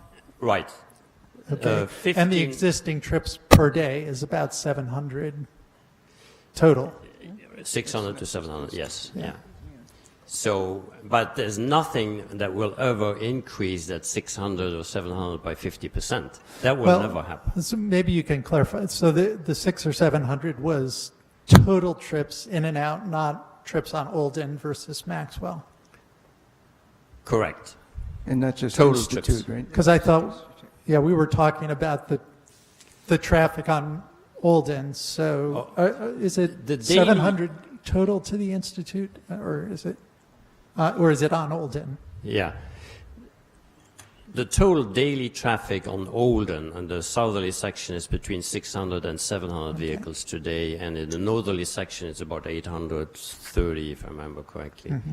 But there's nothing in here that, even if your assumption was correct, that would increase that by 50%. Because a lot of that, not all of that traffic is Institute traffic. Some of it is, there's a childcare center and so on. So and the traffic that may shift is a relatively small proportion. So it's always going to be, way below the RSIS standard. Can I just ask, during your traffic counts, was there construction traffic at the Institute, or was this really just the normal pattern without construction? There was construction traffic during that time period. So that those large dump trucks and so on would be counted as the 2-axle vehicles? Yes, some of those construction trucks were included. Some of them actually were, I looked at the counts. We did counts from 7 to 9, but a lot of these construction trucks, they came in before 7, actually. So that you didn't actually catch them as they came in, but leaving, they were counted. But the people, because these counts, the troop counts, they don't differentiate who the truck driver is. No, but the heavier vehicles would have arrived before 7 o'clock, but they would be counted in the PM traffic. Yes, correct. So some of them were. Well, while I'm mentioning construction, could I just ask, this parking lot for years has been used as the construction parking lot. It's got the trailers for the construction companies and so on, practically permanently there. Now that it's being changed, will it still have a last use as a construction lot? No. If you look at where we are in our construction cycle, we've got the townhouses under construction, and they don't utilize that site at all. Currently, our contractor on the dining facility is utilizing it. He's due to be complete before we were to envision building this lot. The only other contractor who's using the lot right now is our housing renovation contractor, and we are 1 year out from finishing that. We already know we're going to have to work with him or that company to provide for some logistics space, and we're working in that direction. down the road, we'll be back here to talk to you, I believe, about our next set of townhouses. But again, they won't use that site. They'll be off-site to the west of the campus. We've got some other smaller ones, but we don't envision having the need for a large construction laydown area, and so converting it to a proper construction or properly constructed parking lot seemed to be the right time to do it. What about this project? Where is this going to be staged from? Well, we've taken a little bit of an alternative approach in terms of the logistics support for this project. What we're proposing from a construction standpoint is that the parking lot has to be done first. Obviously, that takes away from any staging. The logistics support area for the contractor in terms of their office space is going to be a trailer complex that we already own. So there will not be a huge trailer complex anywhere located close to the site. They're going to actually use the one that my staff is in now. We're going to relocate to another space that we already have so that they don't have the need to build one. And where is that? That is down just right about there. There's just south of the Child Care Center. Adjacent, there's a red barn. Our business center's back there as well. So it's accessed from Olden Lane or from Goldman? Or? It would be. It would be. We've already talked to the contractor about a later start in the morning, and also he has embedded in his contract the requirement to bring all his folks in, including his construction equipment, off of Maxwell and Einstein. So he's already building it into his logistics plan. The other thing we're working very closely on him is to reduce the footprint that he needs because he won't have that parking lot to lay down in. And we anticipate that through a combination of using on-site material storage and just-in-time deliveries, we'll have to manage it so that we won't need an extensive laydown area for him. Is there any plan to change the signage for your arriving construction people? You feel the one sign on Mercer Road is adequate to direct them to the Institute? Yes?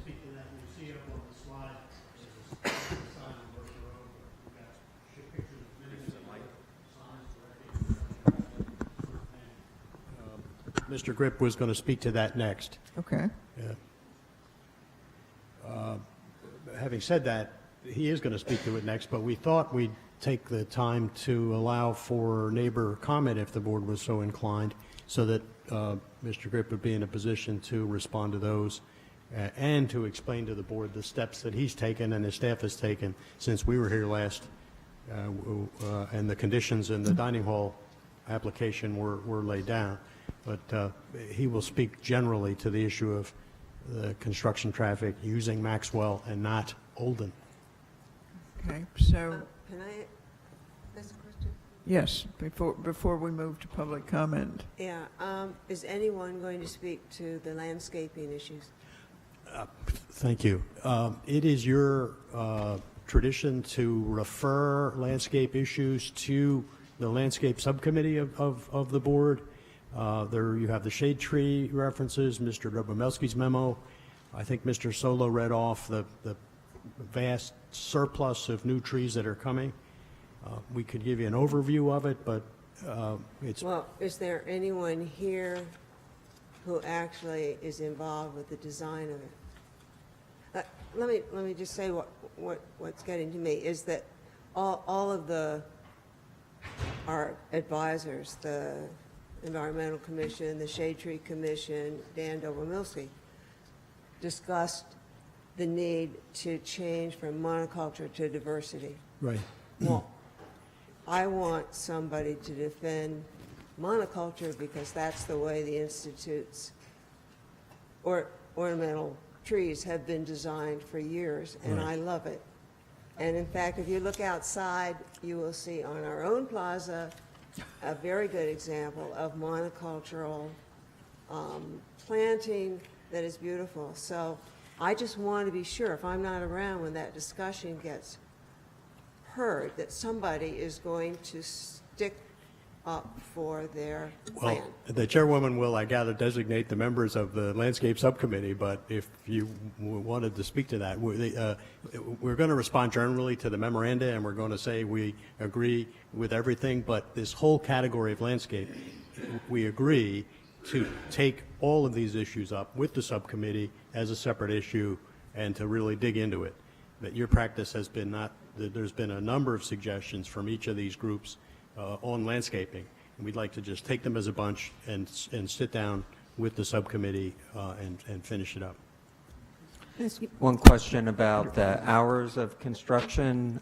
We've heard from your traffic engineer that the four-axle trucks are coming in before 7 a.m. I think that there would be concern among the neighbors that a truck that size would be on Olden Lane. They come in Maxwell. I don't know that they come in before 7. I think he was just saying that's when he starts his peak hour. But they come in Maxwell, which is the residents there, as you know, are primarily Institute faculty members. And the hours when construction will be? Right now, we've got 2 large projects going on. Both of them happen to be on the west side of campus. The trucks do come in a little before 7. Per ordinance, noise ordinance, are not permitted to start work until after 7. We've also asked them not to stage their vehicles in a way that would cause backup alarms to sound before 7 o'clock as well. You know, the feedback that I've provided the neighborhood is that, you know, these projects were bid and awarded based on their ability to start at 7. That said, I also committed to changing the work hours for future projects that have not been bid of this nature to 8 o'clock in the morning to provide a little bit later start time. I can assure you, because I live on Maxwell Lane, that those two contractor vehicle sets do come down Maxwell Lane. I see them every morning. There is a third vendor who does work. He works in housing. There's no heavy construction there 95% of the time. They are doing some utility work as part of the renovation program.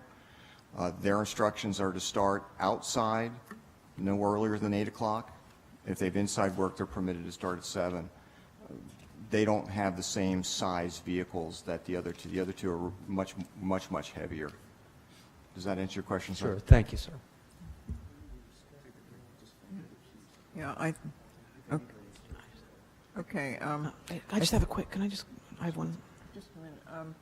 I think we're probably going to take a short break, but I wanted to ask, is anyone here for the last application still? Or did she leave? She left. Okay. Okay. So let's just take a couple minutes. And what about the working session on the circulation element? Is there anyone who came to listen to the master plan work session on the circulation element? There you go. Because what do you want to do? Are we going to have time? Well, probably no. And Probably not at this meeting. No, in an hour. Because we have not started the public session on the Institute yet. So, Would you find out who wants to speak? Can I so to speak my mind on this Sure. topic informally? To those of you who with me have been working on this element for a long time, most of you, I think, have seen the current draft. Am I right?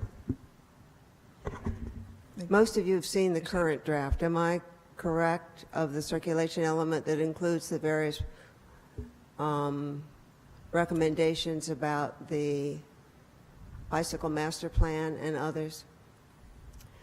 Well, what my thought is that the draft is probably in pretty good shape, and that it might make more sense for us to go directly to the public hearing on the element, and there will be a discussion period. It can be if you have major revisions, if you're thinking about major revisions, they could be dealt with at that time.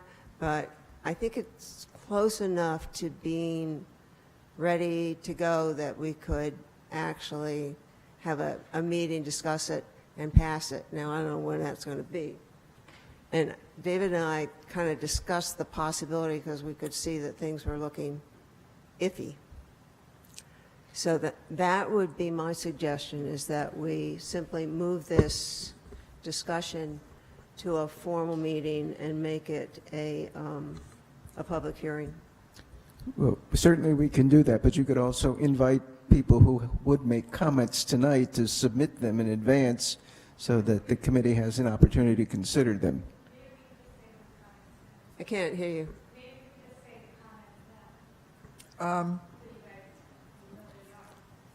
No, I think probably we need to have them submitted. We have to go on with the application that we're doing right now. Actually, I mean, you can actually send them to me, Gail Allman. Most of you have my email address.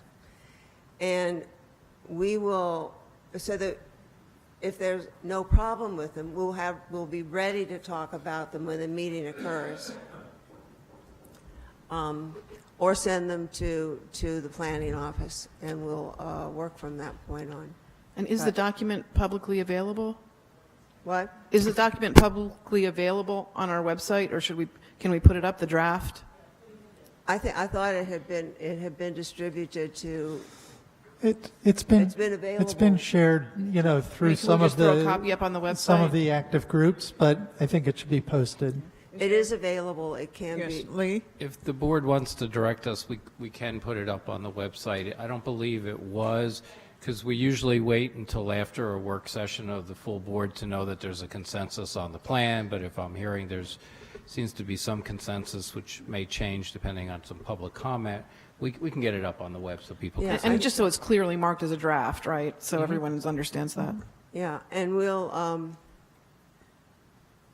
let the Complete Streets people know, the PPAC, and hope that you will spread the word to other people that we won't get. And I do apologize. As you know, we've been trying to get this done, and we will get it done. Under your comment.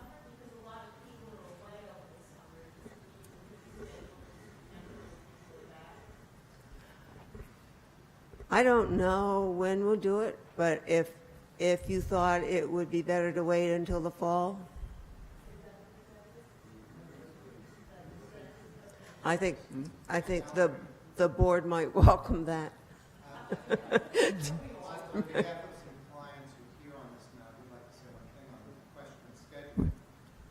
Bruce Stafford, for the record.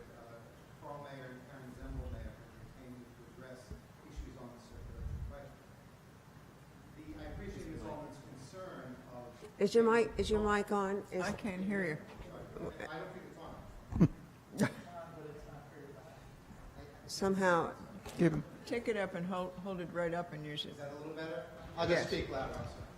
I appreciate Ms. Allman's concern about getting this to a point of a decision. The problem I have is the work session is traditionally a part of the process. We get to hear what the board is thinking, what staff have thought. The public comment session allows input in that early stage or earlier stage. If we go straight to a formal hearing, that normal dialogue and give and take is lost. And there are a lot of issues, sustainability questions and others, that really require that type of dialogue before we get to that hearing. And though Ms. Allman, I really appreciate you're trying to get to that quicker because of other matters, and I don't blame Mr. Farr, it's a little complex. The problem is it really doesn't serve my client's interests, and I think other people, not to have that dialogue phase. who are your clients? Well, at the moment, Carl Mayer and Karen Zembelmayer, and they are concerned about certain issues on traffic questions. Have they been involved in any of the prior master plan discussions on this topic? I can't answer that, I don't know. They follow these things closely. I mean, we've been discussing it in public now for about 2 years. Well, the point, though, is that a work session was announced. Yes. People have respected dialogue and the ability to directly do that before we get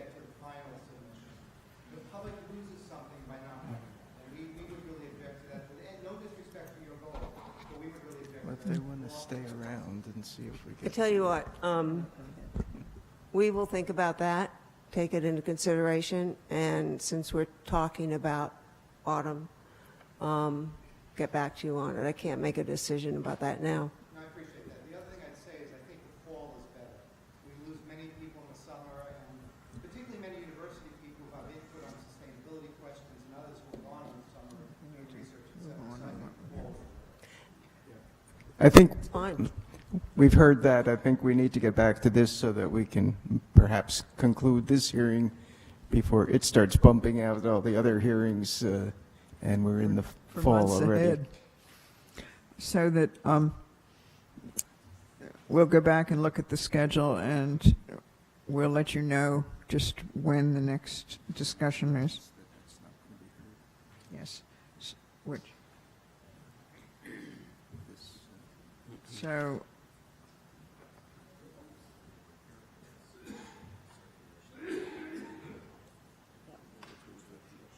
yeah, so, okay, since it's unlikely that we're going to get to this, let me just say for the record that it's not, that the circulation element master plan work session is not going to take place this evening. Okay? And I think we were about to move to, you want a 5-minute break, and then we'll move to the public portion of it. Okay.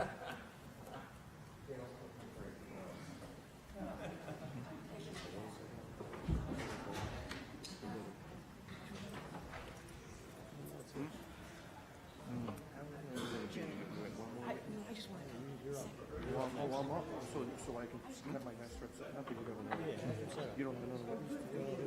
I always think about it. Yeah, he's just going to do this. So I can have my hair strips. Sure. Yeah. Do I post the chair? What has he got? The board? Oh, has he got his own computer? Can you take this one down? Put the stick in here if you want. No, Yeah. I got my own laptop. They said bring a laptop. You got a stick? I do. If it's on a stick, just put it in here and save the trouble. Perfect. wow. So. Should I tell the chair that you're going to consent to this one now? Yeah, I mentioned it.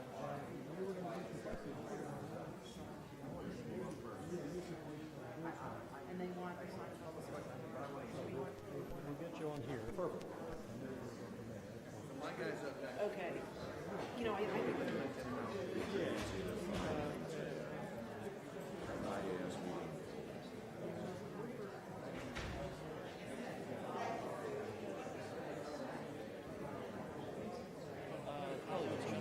yeah, okay, thank you, because I was confused on this table. I didn't know if this was an issue or not. If it is, I totally agree, let's not make it.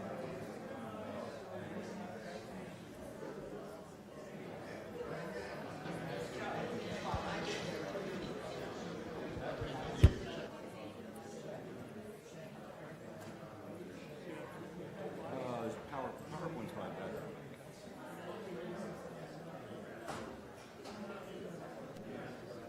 Wait, so they wanted you to let them do it?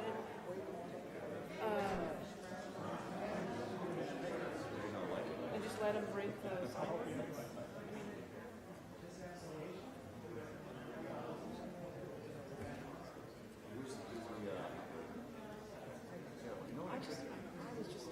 I saw it, and what do we do about it?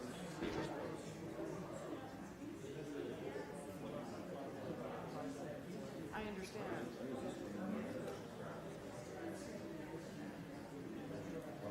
Okay.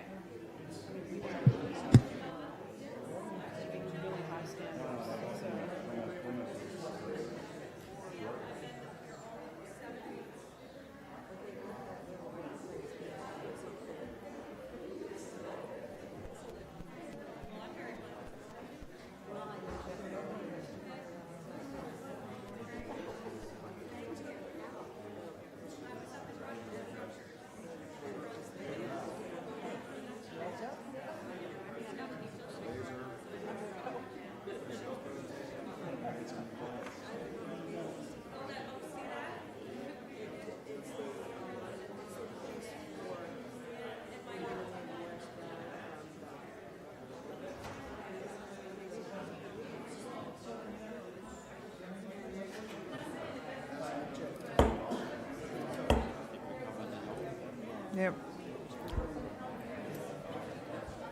Board members, could we finish up and come back into session, please?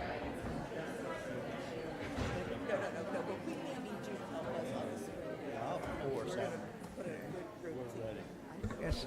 Board members, could we settle down and come back into session?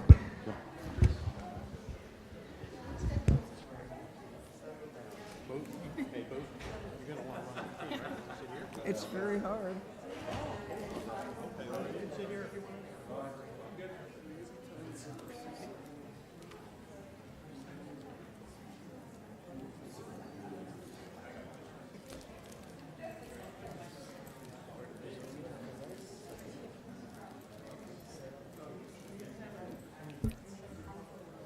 One, two, three, four. Who are we missing? Anybody? Carrie. No, Carrie's over there. We're going to have a slide presentation first from the objecting on Okay, behalf of the let's- neighbors. This is Mr. Delaney, though, isn't it? His client. All right, let me open the meeting to the public. Mr. Delaney, are you going to start? And Thank you, Madam Chair. Jay Delaney from the law firm of Lindaberry, McCormick, Esterbrook, and Cooper in Summit, Westfield, and other places. Our law firm represents Mr. Gary Seam and his wife Lauren, 15 Newland Road. During the break, we've had colloquy with counsel for the applicant, counsel for the board, and in the interest of efficiency and possible rebuttal, counsel for the applicant suggested, and I agreed, that we have a PowerPoint that our client would like to put into the record as part of a direct case, and then we would hold off our questions later, but this way it ensures that the record with his direct gets in an orderly fashion. Mr. Porter, you want to comment? No, that's acceptable. And Mr. Tarr? Thank you. He said that's fine. So that being said, I'm going to introduce our client. Mr. Seam, also known as Boot, 15 Newland Road, and he's going to start. Would you swear the witness, please? Sure. Maybe stand. Phone, so we can hear you. You have Sure, a got microphone. one. Could you spell your name for the record, please? Sure. First name is Gary, G-A-R-Y. Last name S-E-E-M. Thank you. And do you swear or affirm to testify truthfully? I do. Thank you.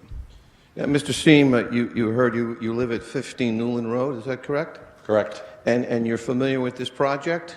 I am. And you've sat through the testimony tonight, is that correct? Correct. And you've come armed or prepared with a presentation you'd like to make entitled Detrimental Impact of Increased Construction, Trucks, and Traffic on Our Neighborhood? Correct. And Mr. Porter, I understand you have a copy.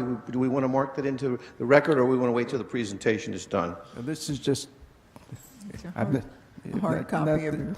Well, why don't we mark the PowerPoint, which you can subsequently submit to our secretary? Okay. I do have a thumb drive, and then we have a color copy. And you have a thumb drive that you can submit to the board eventually? Correct. Thank you. Why don't you start with your presentation, then, and I'll ask questions and as you make comments as well. Sure. Let's mark the PowerPoint as 01.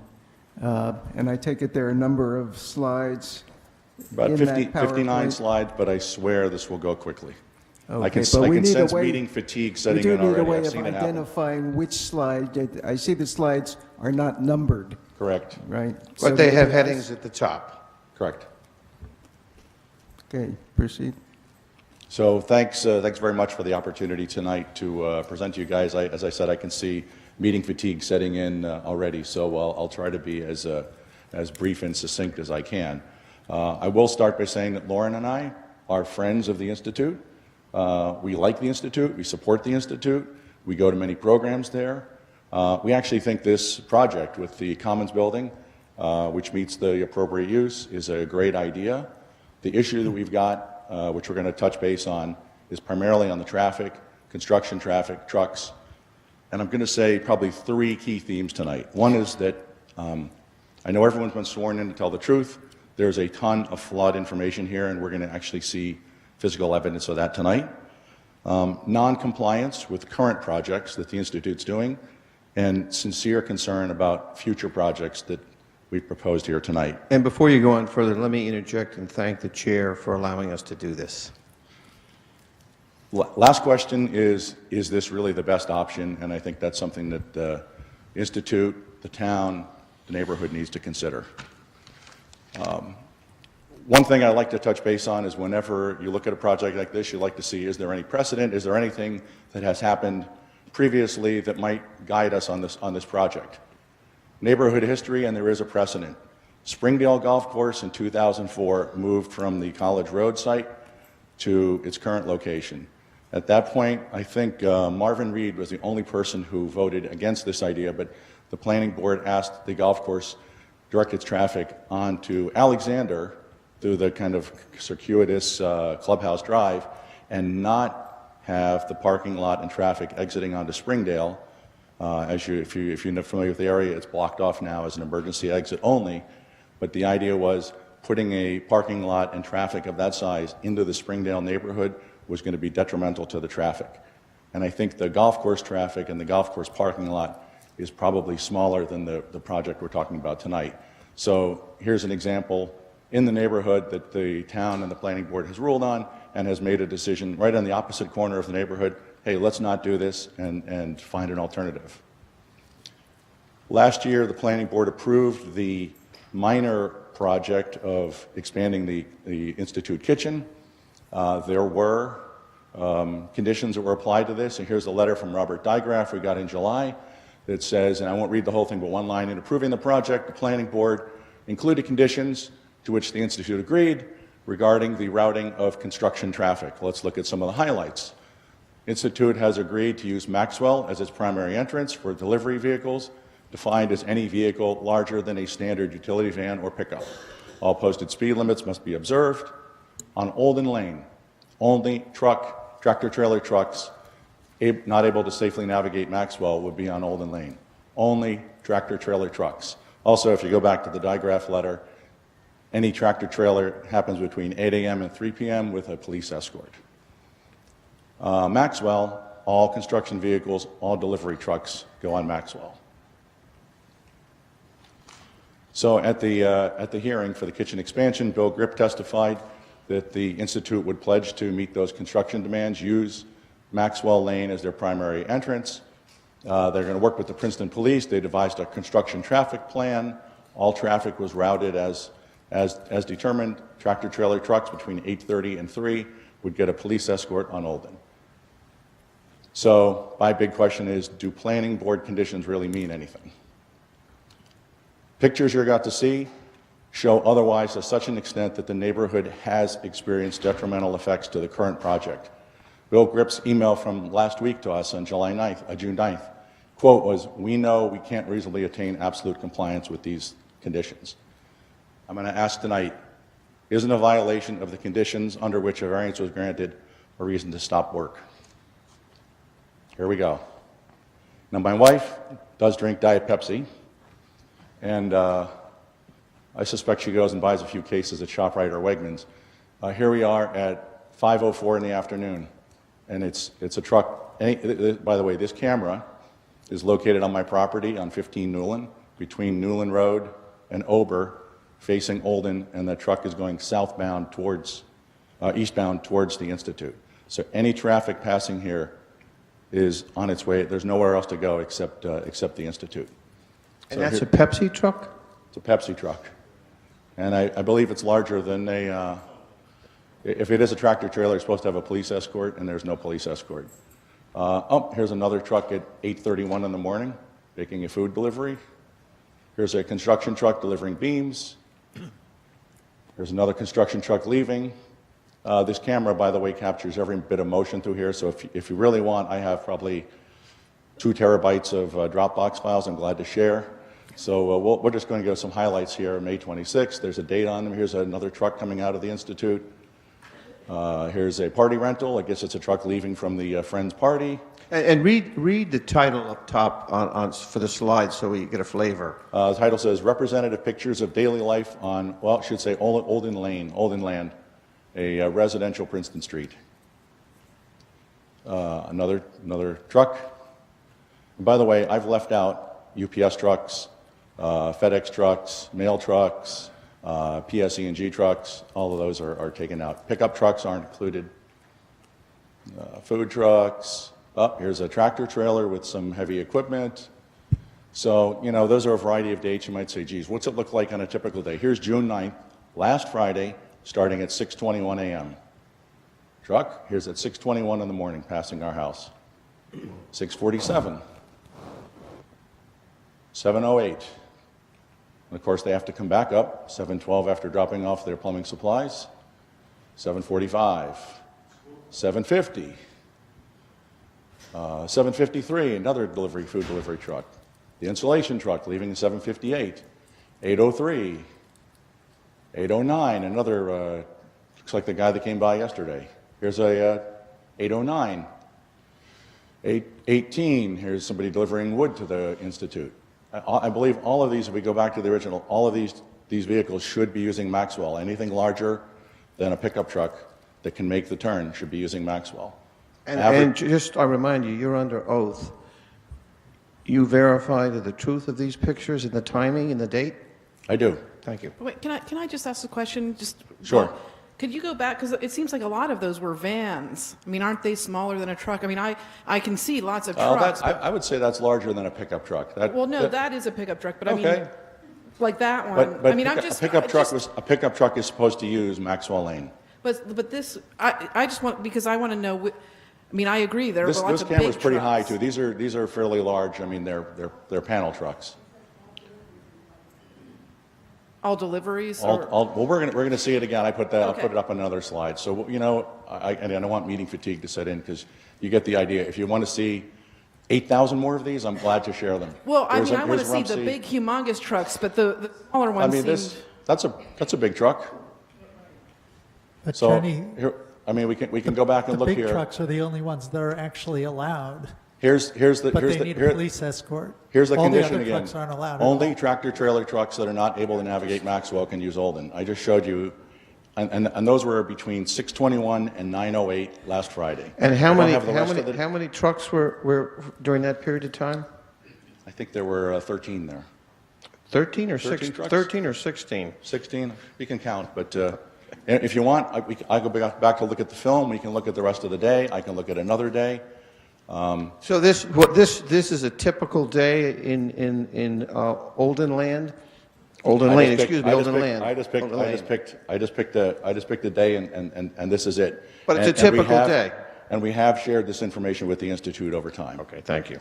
But it's very clear. This was the condition for this project. Only tractor trailer trucks use it.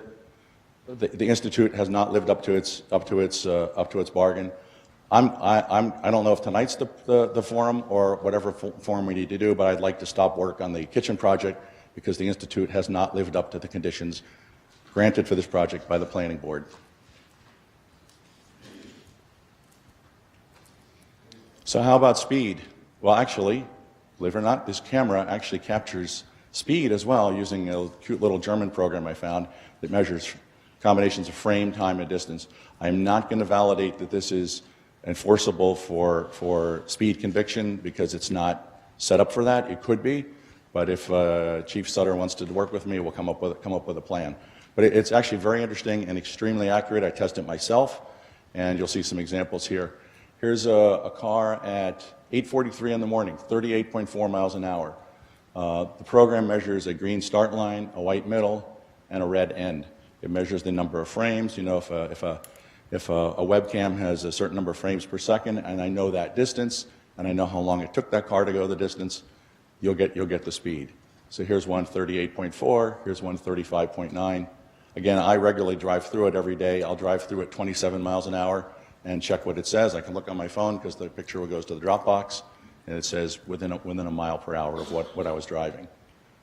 I know the testimony tonight was there are no cars speeding. I think the traffic consultant said he's averaging 25 miles an hour. I'm not sure what he was looking at or what day he was there, and these are just random representative days. I can again share literally thousands of these images if you'd like. 39.1, and here's an Enterprise truck going down to the Institute. I mean, I would urge any planning board member to go stand on the corner of Olden and Newland And let's have Chief Sutter set up a demonstration to drive 39 miles an hour, and you'll be shocked. And for You'll be shocked. the record, you would allow planning board members to stand on the corner of your property? Come on down. I just have to ask, for these speed measurements, you don't have any indication that any of these vehicles are headed to the Institute, Well, they particularly all they are. could be going elsewhere. You know what? In order to make a left turn onto Newland, you've got to go below 20. You can't make the, because this Newland Road is about, the only possible turn to be a left on Newland, and that's about 50 feet past the end of this. So you can't, but these trucks are, everyone is going straight down to the Institute.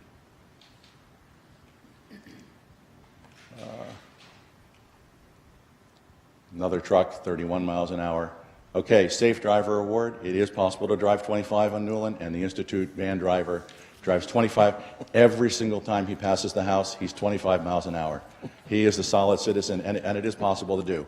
So kudos. So now what? And what do we do with applicant compliance that doesn't work? I'm going to say stop work on the project, and I don't know what the mechanism is or how we work on that, but that's my request for the night. The approval plan for that project was P1616-314 PM, and it was granted last July. When they're in compliance with all these conditions, they've demonstrated they know how to meet the compliance, getting all the traffic on Maxwell. Let's start back up. I am as eager as anyone to get the Institute kitchen fired up. It is a great restaurant, great food, excellent wine cellar. Highly recommend it. The flawed traffic study. This is a resident's perspective. The Institute traffic study concludes that they're adding only 3 to 5 employees, not going to affect the conditions, won't increase the traffic impacts. Who's going to argue with that? But what it really doesn't address here, and I think we've touched on it a couple of times, is that the parking lot is being moved. The entrance is no longer on Einstein. It's going to be 100% on Olden. You're picking up on Mr. Cohen's comments, is that correct? Correct. Also, location, location, location. I find it very interesting, and if you look at some of the documents, 250 feet is the nearest parking spot to the entrance of the new building. I'm going to take a guess. It's going to be 400 feet to Fold Hall. Probably the far end of that parking lot is going to be 500 or 600 feet. Luckily I can walk to the Institute. Lauren and I are, I think, the closest non-Institute residents to the facility, so we walk. But the folks that go to a lot of the events at the Institute are probably not inclined to walk 500 or 600 feet to an event. This does not make sense to put the parking lot where it is and to have that distance. And if we're talking about that kind of distance, have they looked at every location? If they want to walk 500 feet, can we put a parking lot somewhere on the west side of their campus? Every picture they showed tonight cut off Fold Hall and didn't show you anything on the west side. I'm not a traffic consultant. I'm not a planner, but there are folks smarter than I who can look at other options. I'm sure there's another option that might be better suited for the project. So what's the solution? Take a deep breath. Let's postpone the decision for 30 days. I think my council has offered that up as an alternative. Allow all the sides, the Institute, the town, and the neighborhood who's willing to work with the Institute. Again, my wife and I like the Institute. We support the Institute, and we'll do whatever we can to be a cooperative, friendly neighbor. Stop the work on the kitchen expansion project until they say they're not going to send trucks down our road anymore. It has ruined the neighborhood. Kids can't ride their bikes, ride skateboards, walking dogs when you have a truck that's driving 40 miles an hour. The idea of the conditions was to eliminate that kind of condition in our neighborhood, and it hasn't worked. And then represent a plan when all the goals are met and all the 3 parties are happy with both the kitchen project and this new project. Lastly, I'll go through some solutions that I've come up with that might be a logical one, and these are also solutions that were previously presented by a traffic consultant that presented to the board at the kitchen project. Maxwell Lane must become the primary entrance for all Institute traffic. That's got to become their primary grand entrance to the Institute. Olden Lane should be closed to through traffic, where Olden Lane becomes a private road between Newland and Einstein. There's about a 100-foot stretch that the Institute owns. They close it once a year. I'm not sure what the boundary is. If you close it 1 day a year, 5 days a year, 180, 365. They have the ability to close that road. You can put load-bearing turf products, like a product called Paved Grass 2, which will allow emergency access on the road. It's a load-bearing material that goes under the turf. Just probably like some of the other load-bearing sod projects that they're doing around the Institute, but you can still have emergency access down Olden. This would force all construction traffic to Maxwell. No choice. There's no way to get there. Most Institute traffic would have to use Maxwell, with some people still using Olden to the upper Einstein Drive. And I realize you're not going to cut traffic 100%, but this will alleviate it. Speed will be reduced because people have to come down Olden and make a right turn by the director's house onto Einstein. And they do get to enjoy the full view of Fold Hall and the campus that way, and it does accentuate, particularly the new project as well. As you come in, it'll be a grand entrance to the campus. Inconvenience will exist for a few people. The Crossroads Nursery School, owned by the Institute and attended by mostly Institute children. A handful of Institute members who live in the area there will have multiple options: Maxwell to Einstein, Olden to Einstein, or Springdale to Goldman, with the closure of Olden like that. Before picture, then after picture. Belgian block, closure. It maintains the character of our neighborhood and makes it no longer a through street. No more trucks and no more speeding traffic. This is the current picture of what the Maxwell Road entrance. This is pretty much the extent of their guiding construction traffic, one orange sign. What are the words on that sign? I couldn't see what the words are. All construction traffic. Oh, I couldn't read it. With an arrow. IAS construction traffic. Not very visible. And here's a view of what I'm gonna say is kind of a half-hearted. Took out some of the curbing and put down cold patch to say that there's an entrance that can accept some of the construction traffic. But I'm not sure if that was what was envisioned when they're asked to make that the primary construction entrance. It looks a little weak to me. So what's the solution? I'm almost done here. The project should not be approved. I'm not saying we shouldn't do the Rubenstein Commons project. We need to take a stop, take a breath, come up with a better solution for parking and traffic and construction traffic. This hearing should be rescheduled after everyone, the Institute, the neighborhood, the town, have agreed on how to get no construction traffic on Olden, how to resolve traffic from a new parking lot, how to redesign the lot or steer it back onto Einstein Drive, and then address speeding Institute employees and members. And bottom line is the Institute needs to be a better neighbor. Is there anything else you'd like to add to embellish your presentation, or is that it for tonight? I think I set this up so that it gives a pretty clear picture of what our life is like living next to the Institute. I mean, I've got a myriad of pictures, more pictures and more speed camera shots. Glad to share how that's done, but I think this was pretty representative of what we experienced. On behalf of my client, I want to thank the board for allowing my client to make the presentation. His wife is prepared to testify and support it. We can either do that now or part of the public hearing, whatever you prefer. Let me ask you, you asked to cross-examine the Institute's experts earlier. Are you going to do that, or are you going to go on I'll with be your very client's short. testimony? I can be short, but I wanted to make sure we got the presentation. And I also don't want to disrupt and deny the public their comments as well. Well, obviously, there are other people here who'd like to speak, but why don't we hear Mrs. Sames as long as it's part of the presentation? Sure. You're talking about questions? Hmm? Questions or Lauren? Okay, I'm sorry. Sorry. I'm Lauren Seam, 15 Newland Road, and would you like to swear me in? I do.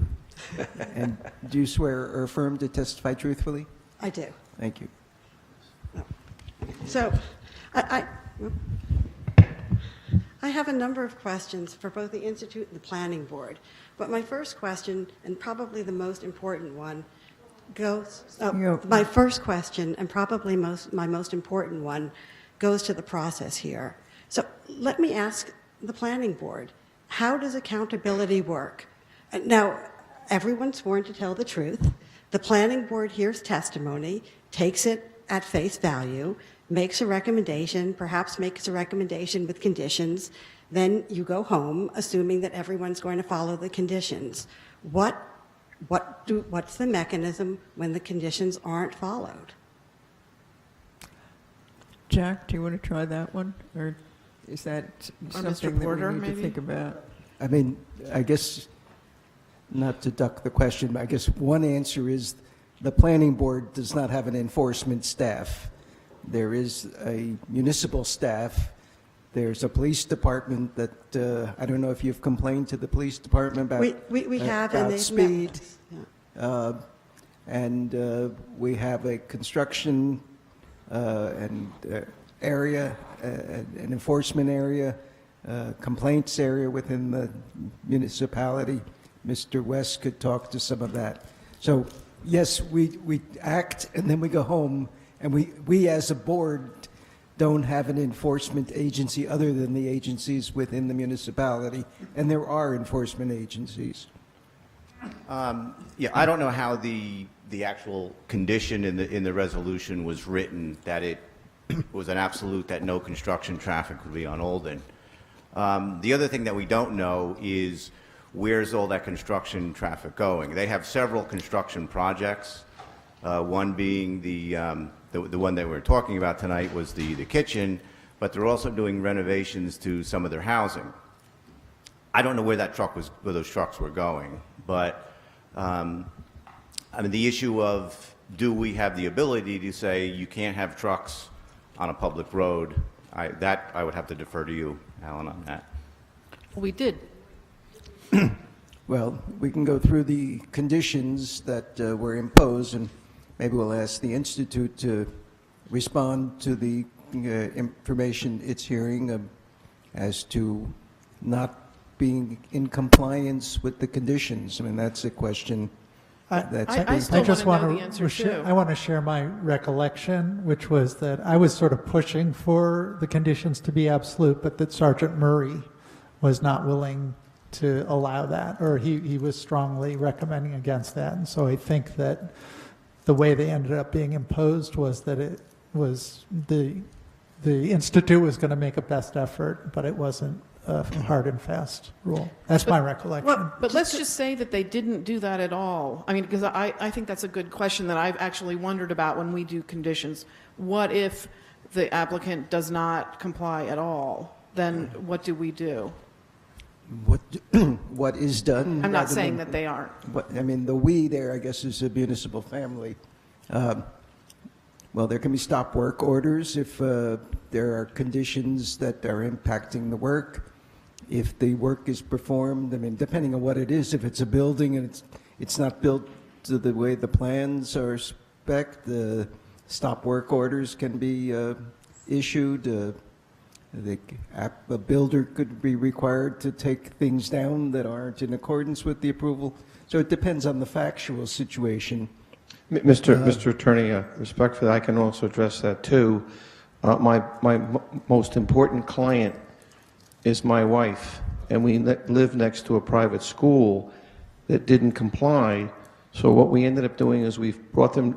We didn't want to do it because we wanted to be good neighbors, but eventually, when patients were out, we took them to municipal court. That was a stay issued, as you know, under the municipal land use law. There was a stay, and then we had them before the board for failure to comply. We had them for 6 nights on their non-compliance. Now that's pretty draconian, and we were viewed initially as not being a good neighbor until we had the hearings. So I think there are various remedies, but that's do you have more questions of us? I do. So I would like to ask, first of all, officially, so that it's on the record, that I'm asking for a stop order. We don't have compliance. This is not the right place to request a stop order. Okay. So then let's look at what's happening here this evening. I mean, the municipal office is open during the day, and there's a staff there, and your attorney can direct you there. I was just engaged 2 days ago, and I hope we don't have to go down that road, but if we do, I mean, you'll confirm that this board doesn't have the power to issue a stop order. But this board does have the power to grant or not grant this new application. Well, we haven't dealt with it yet. We haven't gotten there yet. But here's the part that I'm having a hard time with. What the Institute is basically saying is, we made promises Robert Digraff's letter is part of your package where he says all deliveries and construction traffic, and we weren't able to keep our promise. We lied, we weren't able to, we didn't do it. But let's forget about that. We're now making a new application. We're going to do better this time.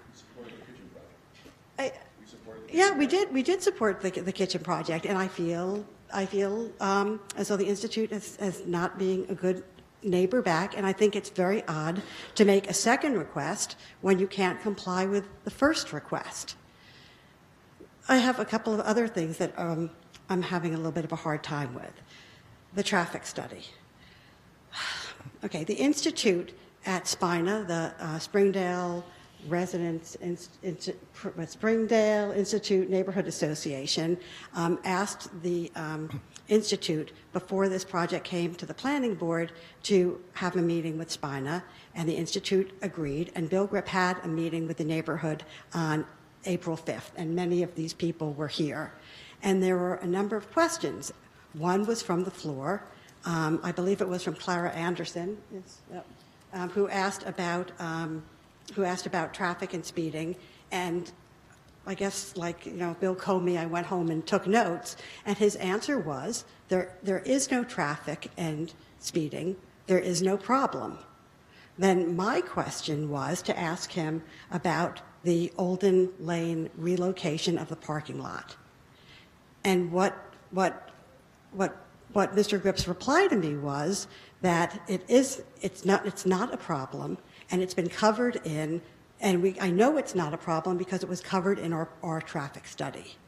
Now, my husband, who is probably a little quicker on the draw, asked for a copy of the traffic study and was told that he would think about it, and Boot offered to first, he would take the traffic study and disseminate it to the whole neighborhood.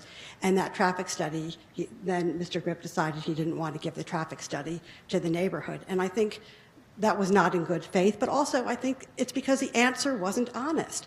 How can you have a traffic study and move a parking lot and claim that there is no, how can you even not address it in the traffic study? I mean, look, I am not an engineer, but to go from going a bit around a circle to going a bit around a circle, continue around the circle, down a straight line, it defies belief that this will not impact traffic. And I have to believe that your traffic study had to be generated from the land of make-believe to think that this is going to be true. So I'm having a little bit of a hard time with the Institute's transparency on this issue. I'm having also a trouble with their location of their parking lot. This parking lot location absolutely makes no sense to me. Do you know how far 250 feet is? I mean, it's 7/10 of a parking lot, and that is from the closest, not even space, the closest angle of the parking lot to the closest entrance. Well, what if you're not at the closest, you're going to the closest entrance? Or what if you're not at the closest space? It just defies belief that this parking lot is well situated. So those, I know a lot of other people want to talk, and I've said a lot, and although we do have some questions for the expert, specifically we want to reserve the right to, some of the numbers in the traffic study simply do not add up. And we'd like to address that whenever the time is, but I do want to give my neighbors a chance to speak. Thank you. Thank you.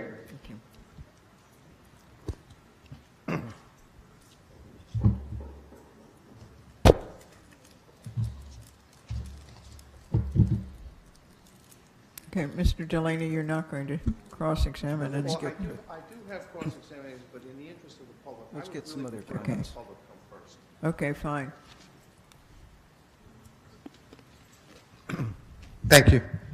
I'm sorry, for the record, I'm Bruce Afrin. I am here again for the second time this evening on behalf of Carl Mayer and Karen Zembel-Mayer, who reside at 58 Battle Road.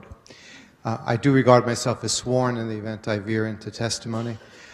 My purpose in being at this segment of the meeting, I really came because I was retained on the circulation element issue, but because Mr. Potter's expert witness is unable to be here with Mr. Potter today, I was asked to place the mayor's position on the mayor family's position on the record concerning the need for a continuance.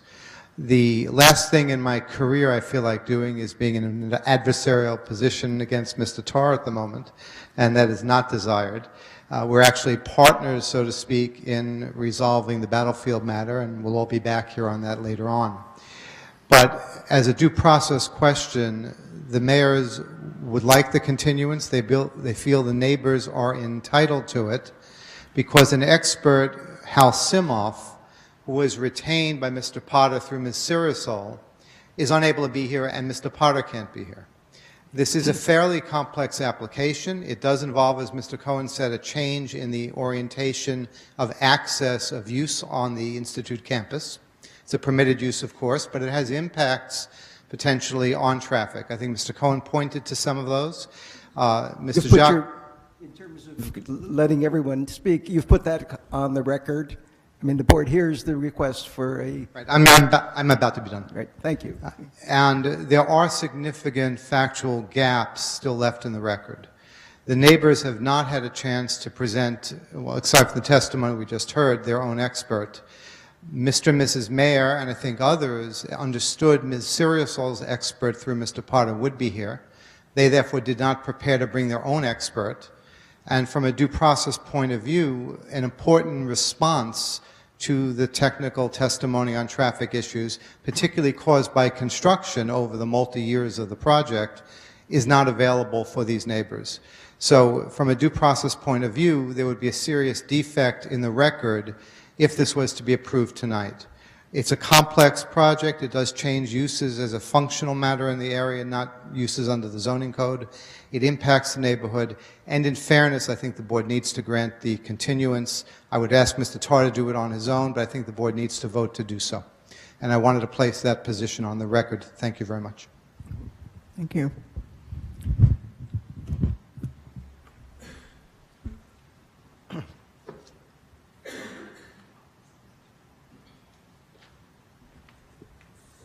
Good evening. My name is Lisa Sariasol. Would you like me to be sworn in? I would. Yeah, let me just ask a question because... Have we opened Me? public comment? Excuse me? Yes. Okay, thank you.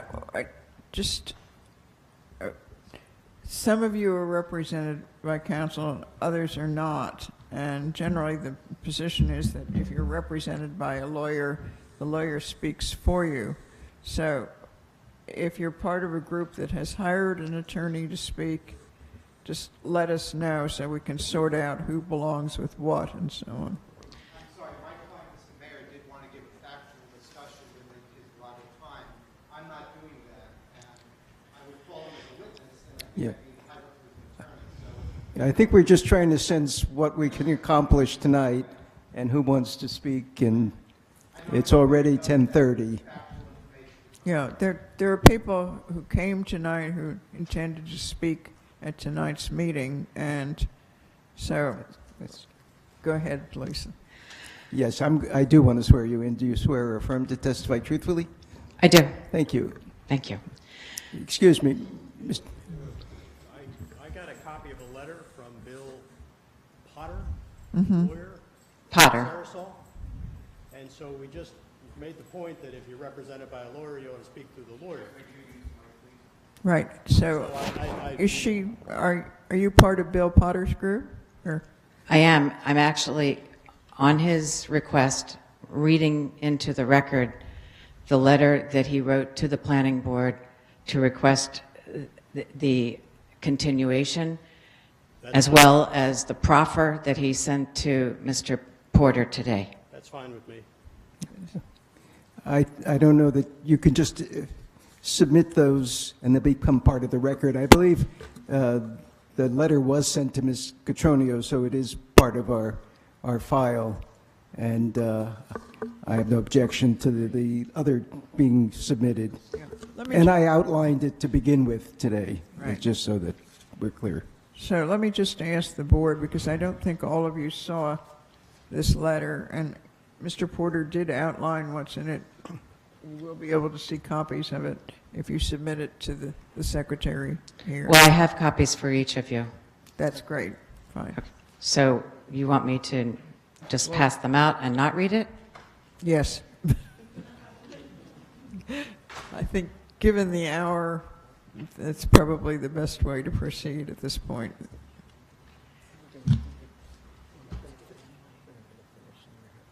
I would like to say, as one option, one little comment, that I live next door to the seams. We feel the same pain that they do.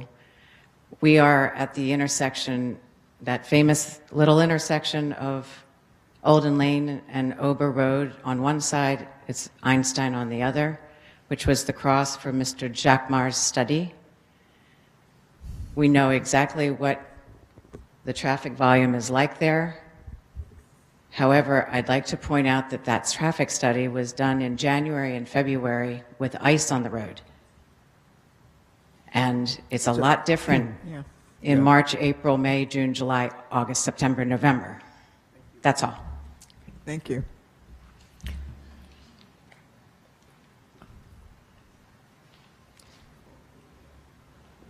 Mr. Meyer? Yes, thank you very much, Chair Gunning and Vice Chair Ullman, distinguished members of the board.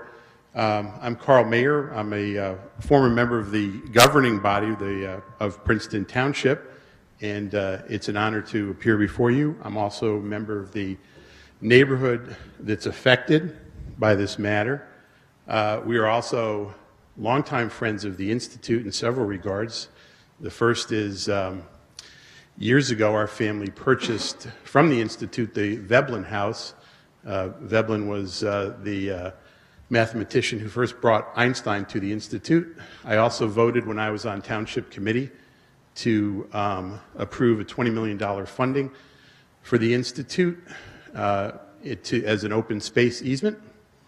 And I'm just going to make some brief comments. Actually, I was hoping to shorten everybody's evening if Mr. Tarr and the CEO of the Institute, who are hereby, would consent to adjourn this to the fall in order to have time to discuss with the neighbors solving this traffic issue.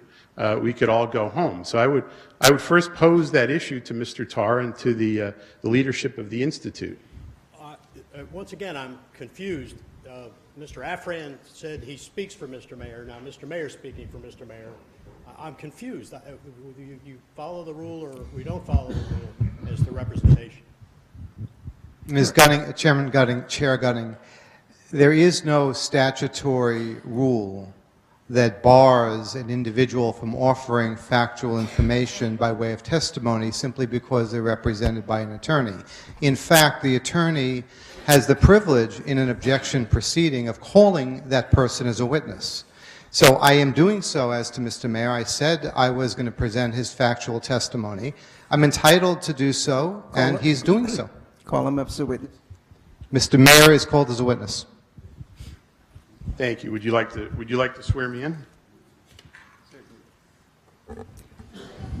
Mr. Mayor, do you swear or affirm to testify truthfully? I do. Good. Thank you.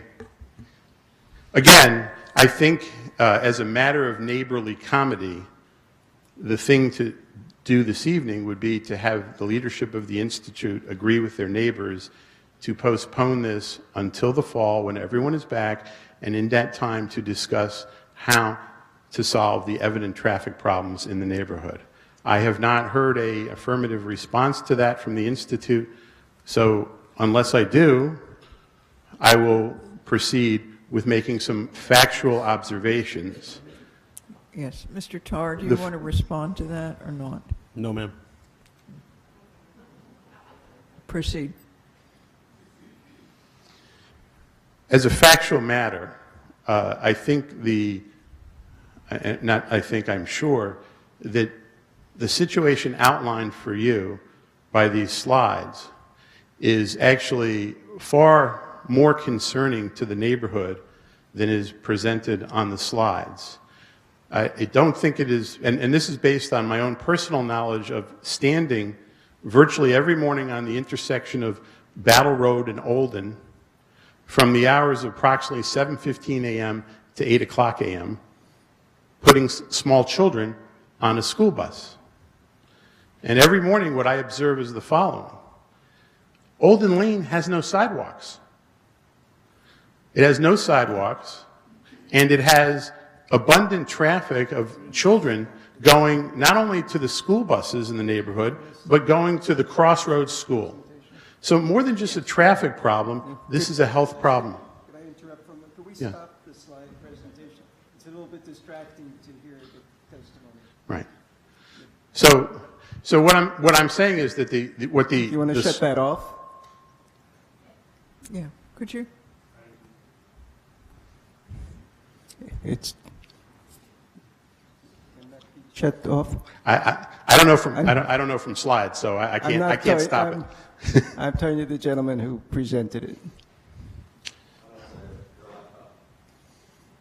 I'm sorry, Mr. Seams.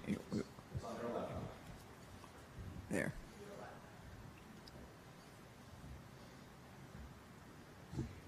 There we go. Please continue. Thank you. Thank you, Attorney Porter. I appreciate your consideration of this matter. So in any event, as I was discussing, my factual observation each and every morning, standing on the corner of Battle and Olden, is that there are a plethora of children, of young children, school age, that are traveling by foot to the bus stop on these streets, some of them traversing Olden, some of them traversing Olden down to the Institute preschool. And since Olden has no sidewalks, and since the traffic is coterminous with the school hour, this presents a hazardous and dangerous problem for the neighborhood. And so I think on that grounds alone, I would be, I think the board would be well advised not to approve this until the traffic situation is brought under control. I think I speak for many of the neighbors that we stand ready, willing, and able to discuss how to solve this traffic problem with the Institute and reach some sort of agreement. I thought the Chairwoman Gunning had directed us to do that last July, and we have made efforts to do that. And I will say that Mr. Grip has been very responsive in his correspondence to the neighbors in terms of answering the letters, but in terms of changing the subject and achieving something in terms of traffic mitigation, there has been no change. In fact, I've observed it worsen over time. And what you have here is you have a neighborhood that used to be almost a walking neighborhood, right? Einstein was famous for walking almost exactly this route, right? Down Mercer, down Olden. So it's a walking neighborhood, very little traffic, and now has changed as the nature of the Institute has changed. The Institute does important and groundbreaking work, but it has become a much larger institution and has many commercial functions that cannot coexist in a residential neighborhood. So for those reasons, I would urge that you, if the Institute is not willing to postpone and negotiate, that at a minimum you postpone this a discussion until the fall when the full neighborhood is back. And I would echo the comments of Mr. Seam and other neighbors that, that the approval be pulled for noncompliance. If I could just add one other procedural thing, which is on the circulation element, there is one particular portion of the circulation element that dramatically affects this neighborhood, and that is the proposal in the revised master plan to open up West Drive to traffic. That too would cause all sorts of not just neighborhood traffic problems, but concerns about the children. And I would again request that respectfully that the board move that discussion until the fall so that the neighbors can present evidence as to the traffic patterns and engineering patterns regarding West Drive, which dramatically affects this neighborhood. So I'd be happy to answer any other questions. Oh, I should just add as a footnote that the neighborhood association has submitted a letter to each of you as well as to the members of the town governing body. It was dated April 20th. It was sent to Mayor Lempert and members of the governing body, as well as to Chair Gunning, Vice Chair Ullman, and the members of this body, indicating that we would like to put in evidence regarding the West Drive opening or proposed West Drive opening. Thank you for your consideration. I apologize for speaking a bit longer, but it cannot be said that I didn't try to end this early. Mr. Mayor, just to be sure you're clear about the master plan and the West Drive, that's been in there for years. It's not a new addition. I'm very clear on that. I'm very clear on that, Vice Chair Ullman, that it was added, well after I was on Township Committee. I believe it was changed in 2013. I believe that was the date that it was changed. However, there has been a lot of discussion and concern in the neighborhood that any attempt to do that would dramatically affect this neighborhood and would also present a dangerous traffic situation for this neighborhood. And therefore, we should be able to put in evidence concerning that element of the master plan. I think it's a good discussion, and we'll certainly have it when we do the final. Any other questions? Just to clarify the record, that's been in there for some time. Doesn't change your point, but it's not 2013. I don't know. Lee, do you have a date when that went in? Yeah, it's been in, but doesn't take away from your point. It's just not 2013. Thank you. Yeah, no, I understand. Although I might add, since we're on the topic, I believe at the time it was changed because the university was expressing some interest or had expressed some interest in opening West Drive, but the university seems to have changed their position now, and they are now opposed to opening West Drive. Thank you. Any further questions? Thank you.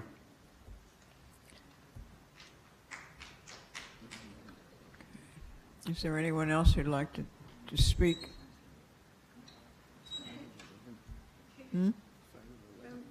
I'm Gerda Panofsky from 97 Battle Road, and yeah.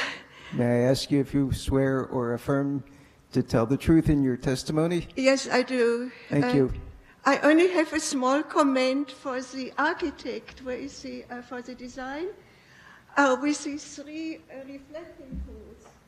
I don't know whether you're aware there was a reflecting pool at the Institute. It's a corner of the library and what is now the archive. A rather large reflecting pool. I came to the Institute in 1965, and I have been with the Institute ever since. So when I came, there was a reflecting pool.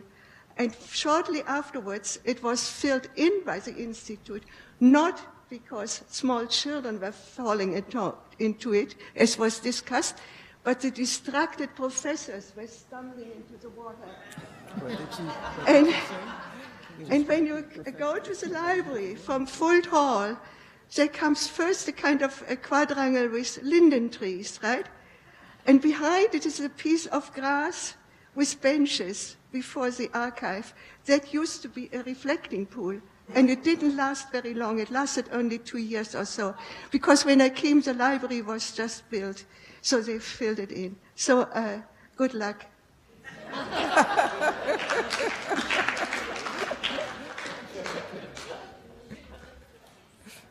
Right, is there anyone else who'd like to tell an Institute story or come forward and speak about this application?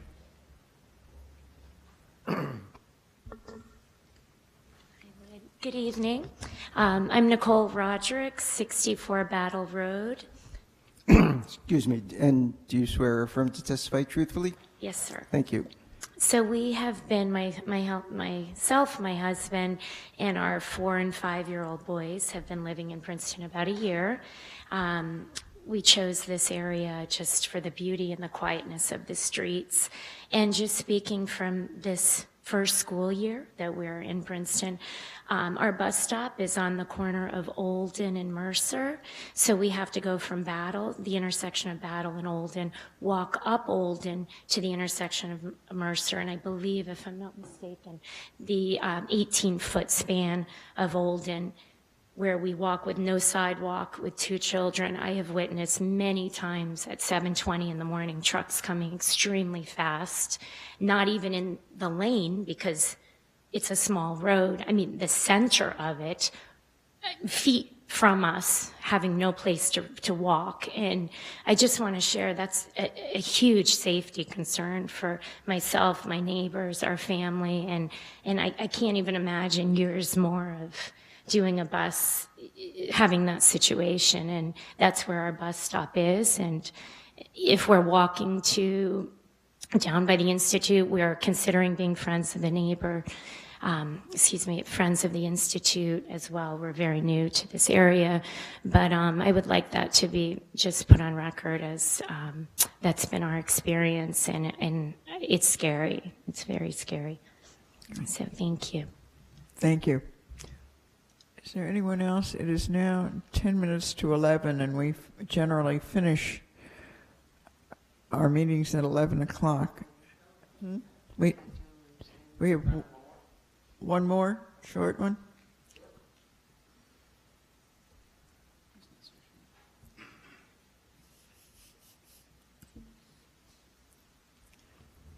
Hello, Randy Brightman, Battle Road.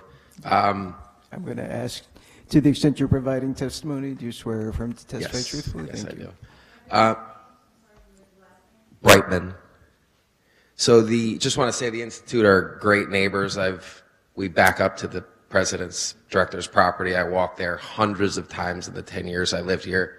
Such a beautiful place. So lucky to have that. But I can tell you for certain that's if all the traffic wasn't going to Maxwell, that Olden Lane would be super dangerous. And I can't even imagine what it would be like if all that traffic was coming down Olden, because it's, if you've heard about the kids in the morning. I mean, we don't have kids, but I hear all the neighbors are very concerned about that.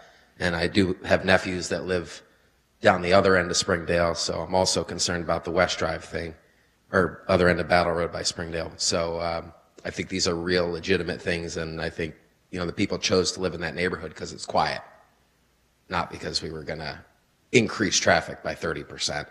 And I believe in property rights, and they should be able to build an awesome campus and keep making it great, but there's creative ways to bring traffic in. I think they should be creative about bringing their traffic in. Thank you. Thank you. All right. Now it's 7 minutes to 11. What's your pleasure at this point? Can I ask a question? I know that the town we put those speed signs out, and I think we have done that on Olden, and I was wondering if we could get that data for the next meeting, or... Yeah, that sign's actually been out there for, I don't know, close to a year or 6 months, so it's been there for a while. Maybe that would be good data for us to have. Okay. Yeah. Yeah. The Institute bought that computer, and Mr. Giacomar used that data in his report. Okay, so that was our camera that was used, okay. Yeah, it's well, maybe it would provide reassurance to get the data in raw form, or from us, so it...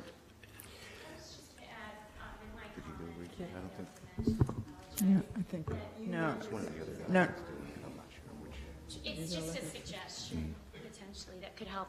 While I'm standing on the corner of Olden and Mercer in the mornings at approximately 7:20, I note that trucks are making a right turn coming from Mercer at very high speeds. The one sign that's posted that says 25 miles per hour is hidden by trees. So it's not until you pass Battle and you see that flasher that you will see a slowdown. And I think that's what Mr. Seam's camera shows at those speeds. It is much higher as they make the turn. So I would like to propose, could there be a consideration of a speed reader to be put earlier on before Battle, so that compares with what we're seeing when the cars have a chance to get into the neighborhood and slow down, because where I'm standing, it's very high, and I understand it gets lower. But Well, thank I'm you. all for objective data, so... Thank you. Thank you. Let me just say that we're probably not going to make a decision on this tonight. Is that correct? And I don't see how we can, Madam so Chair. there seems to be a good deal of interest in continuing the public discussion. So I think we'll have to find a carry date, leave the public discussion open at this point as the point that we will continue. And does that suit you, Mr. Tar? Oh, it's just great. Well, I understand. Okay. I'd make that motion. Okay. So you move that we Carry until the fall at least. Well, before I we don't- vote, I want to say something, so. It's probably when we have the next opening rather than the fall. It's something that we'll have to work out with the Institute. Without a date certain, we're not going to be able to carry it. We can continue Continue it, it, but I'm sorry. if we don't carry it, you'll have to renotice, as you know. So which is it? Well, I don't think we're able to, We'll renotice, don't worry. yeah. We So we're renotice. just going to continue it with an extension that we'll work out with the Institute to a date that's not certain, as opposed to carrying it to a date certain. Can I? Yeah.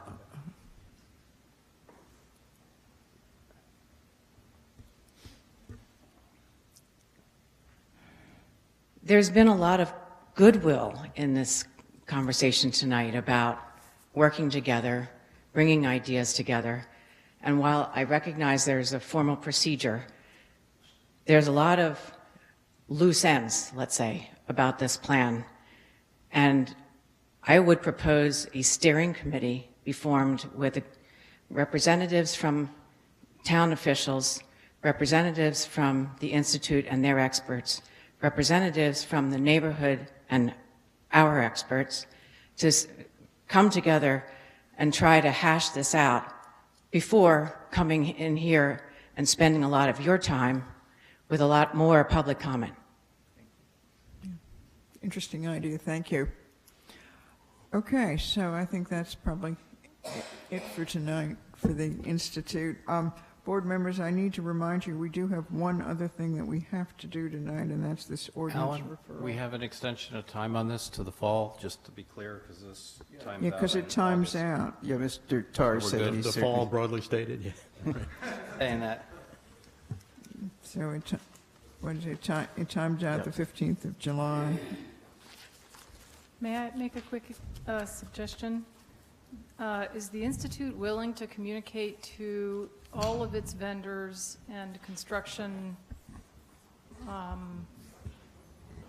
contractors, et cetera, to use the Maxwell Road and be reminded of what the conditions are I made the previously and reinforce that in writing and I made the judgment to expeditiously? not present you with Mr. Gripp's testimony. All of that has been done. All of it has been done regularly, routinely, fully, completely. And I chose to defer your hearing that until we had this other discussion, but I assure you, you'll hear that testimony. It happens routinely. It's in every contract. There are penalty provisions. We don't use Pepsi Cola. We will explain that to you.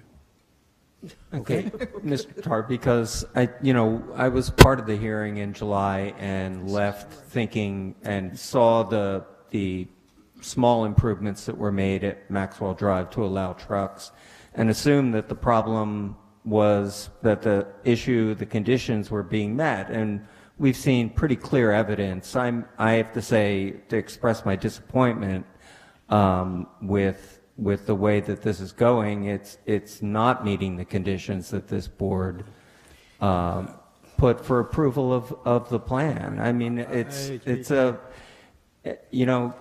IAS continues to have a PR problem with neighbors who want to work with them, and it seems like, I don't know, if I were the president, I would hire someone to go out there and reroute the trucks to keep the neighbors happy. I hear you loud and clear. Mr. Grip has tried very hard to do that. He has done it to a very great extent. The trucks that you see are the exceptions. You carve out the pickup trucks and the vans that were in that set of slides. There are very few as a percentage. And that's his testimony. That's what you'll hear. He works very hard at this, and I want to show some respect to him for having done so, Right. and wait for his testimony before you make a judgment.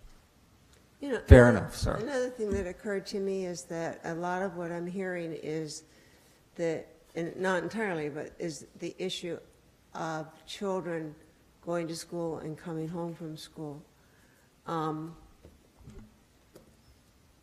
Is it conceivable that some way of getting them to school and brought back during the period of construction that could, I don't know, hire a van, pick them up? You've only got a few streets, and I don't know how many kids you got. Well, we have For a sincerely relatively tried to. short time. We've tried to work with folks. Ms. Harasol's suggestion is that the planning board and/or somebody from the municipality work with us over the summer. Happy to have that happen. If you, a delegate from this board might be appropriate, knowing what you know about the background. Subcommittee, he's going to work with a subcommittee of historic on the color of the concrete. We could work together on the traffic, maybe. It's a Volunteers. tough question. That would, at the Board of Education would be an appropriate partner. There are all sorts of laws that cover transport of students to public schools, so. And insurance programs, too. Yeah, well, actually, the three of us were just talking also about an idea to throw in the hopper, which is would the Institute consider doing an off-site improvement and put in a sidewalk on Olden up to Mercer? We're putting in a sidewalk on our property this summer, all the way up to the director's house. I think the geometry of the roadway is not going to permit it. There are trees in the way and the houses problems. are right up on the street. If it were possible, and if the engineering staff had a suggestion, we'd obviously look at it with you, sure. Okay, because sometimes the trees can be on the street side of the sidewalk, Yeah. It's, Has there been any the question suggestion? is, what's the right of way? I was just going to suggest, if you ride down Olden, it would be very difficult to put sidewalks on. I mean, we're putting it in the sidewalk element of the master plan, that a sidewalk be down there. But if you look at the road, I think you get a lot of pushback from the residents that wouldn't want the sidewalk. Has there been any suggestion of a light at Maxwell? Because some of the testimony was that. Awfully close. Yeah, but some of the testimony was that the problem with Olden is that there's a light there's no That light. has not been discussed, but I asked Mr. Jacomart that question earlier, and not on the record, but earlier. It's not warranted. You need warrants from the state and the county to put a traffic light in. It's not enough turning movements, even with all the traffic, from what I understand. Yeah. Not warranted. Okay. Is there Right. tonight? Right. And can Thank we you. can we just wait a minute? Can we just do this ordinance referral? It has to get back to do you council this next week. This. Yeah. So. There is an ordinance referral from the municipal governing body involving the S districts to increase the personal service items that are permitted. Yeah. And that's here for review tonight for recommendation to the governing body. I think there's one suggestion of an amendment to that, which is to, in the earlier section of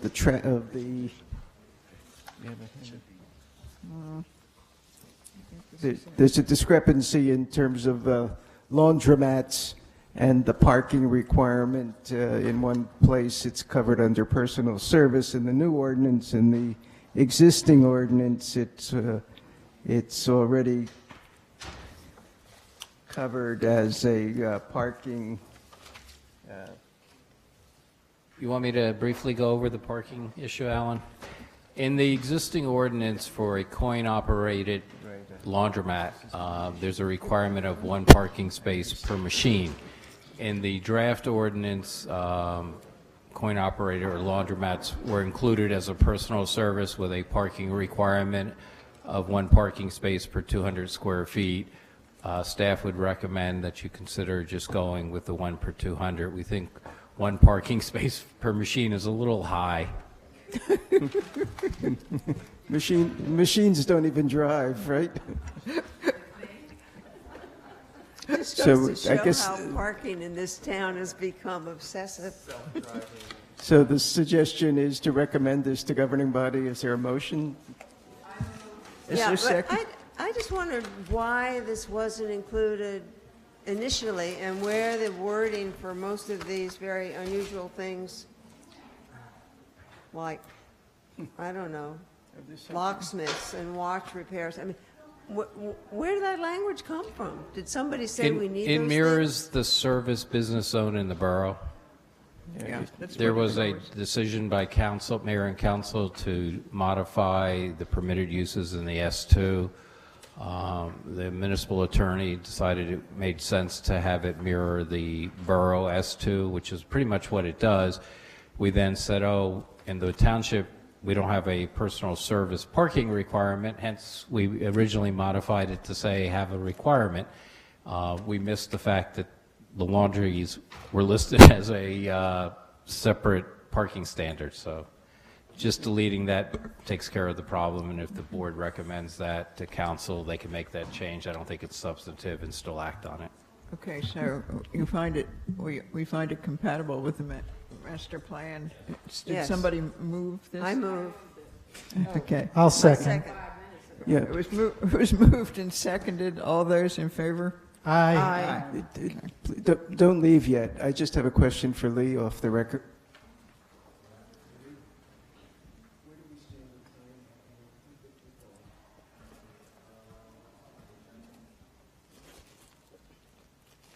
I can't believe I didn't need my sweater. Gosh, I must be getting old. August 16th? No, I just wanted to make sure we didn't have a problem. Are we having- timing out on the application Okay. here. Am I ready? May I? Wait a minute, Wait. Can we stand? Yes, you can stand, but Mildred gets to call us I said I'm adjourned. ready. I move to adjourn. Second. Okay, and all those in favor of adjourning? Aye. Are we having a meeting on August 16th? Did he say we were having a meeting on August 16th? That's when that time's out. I think it's a very I just wanted to make sure it didn't time out next week.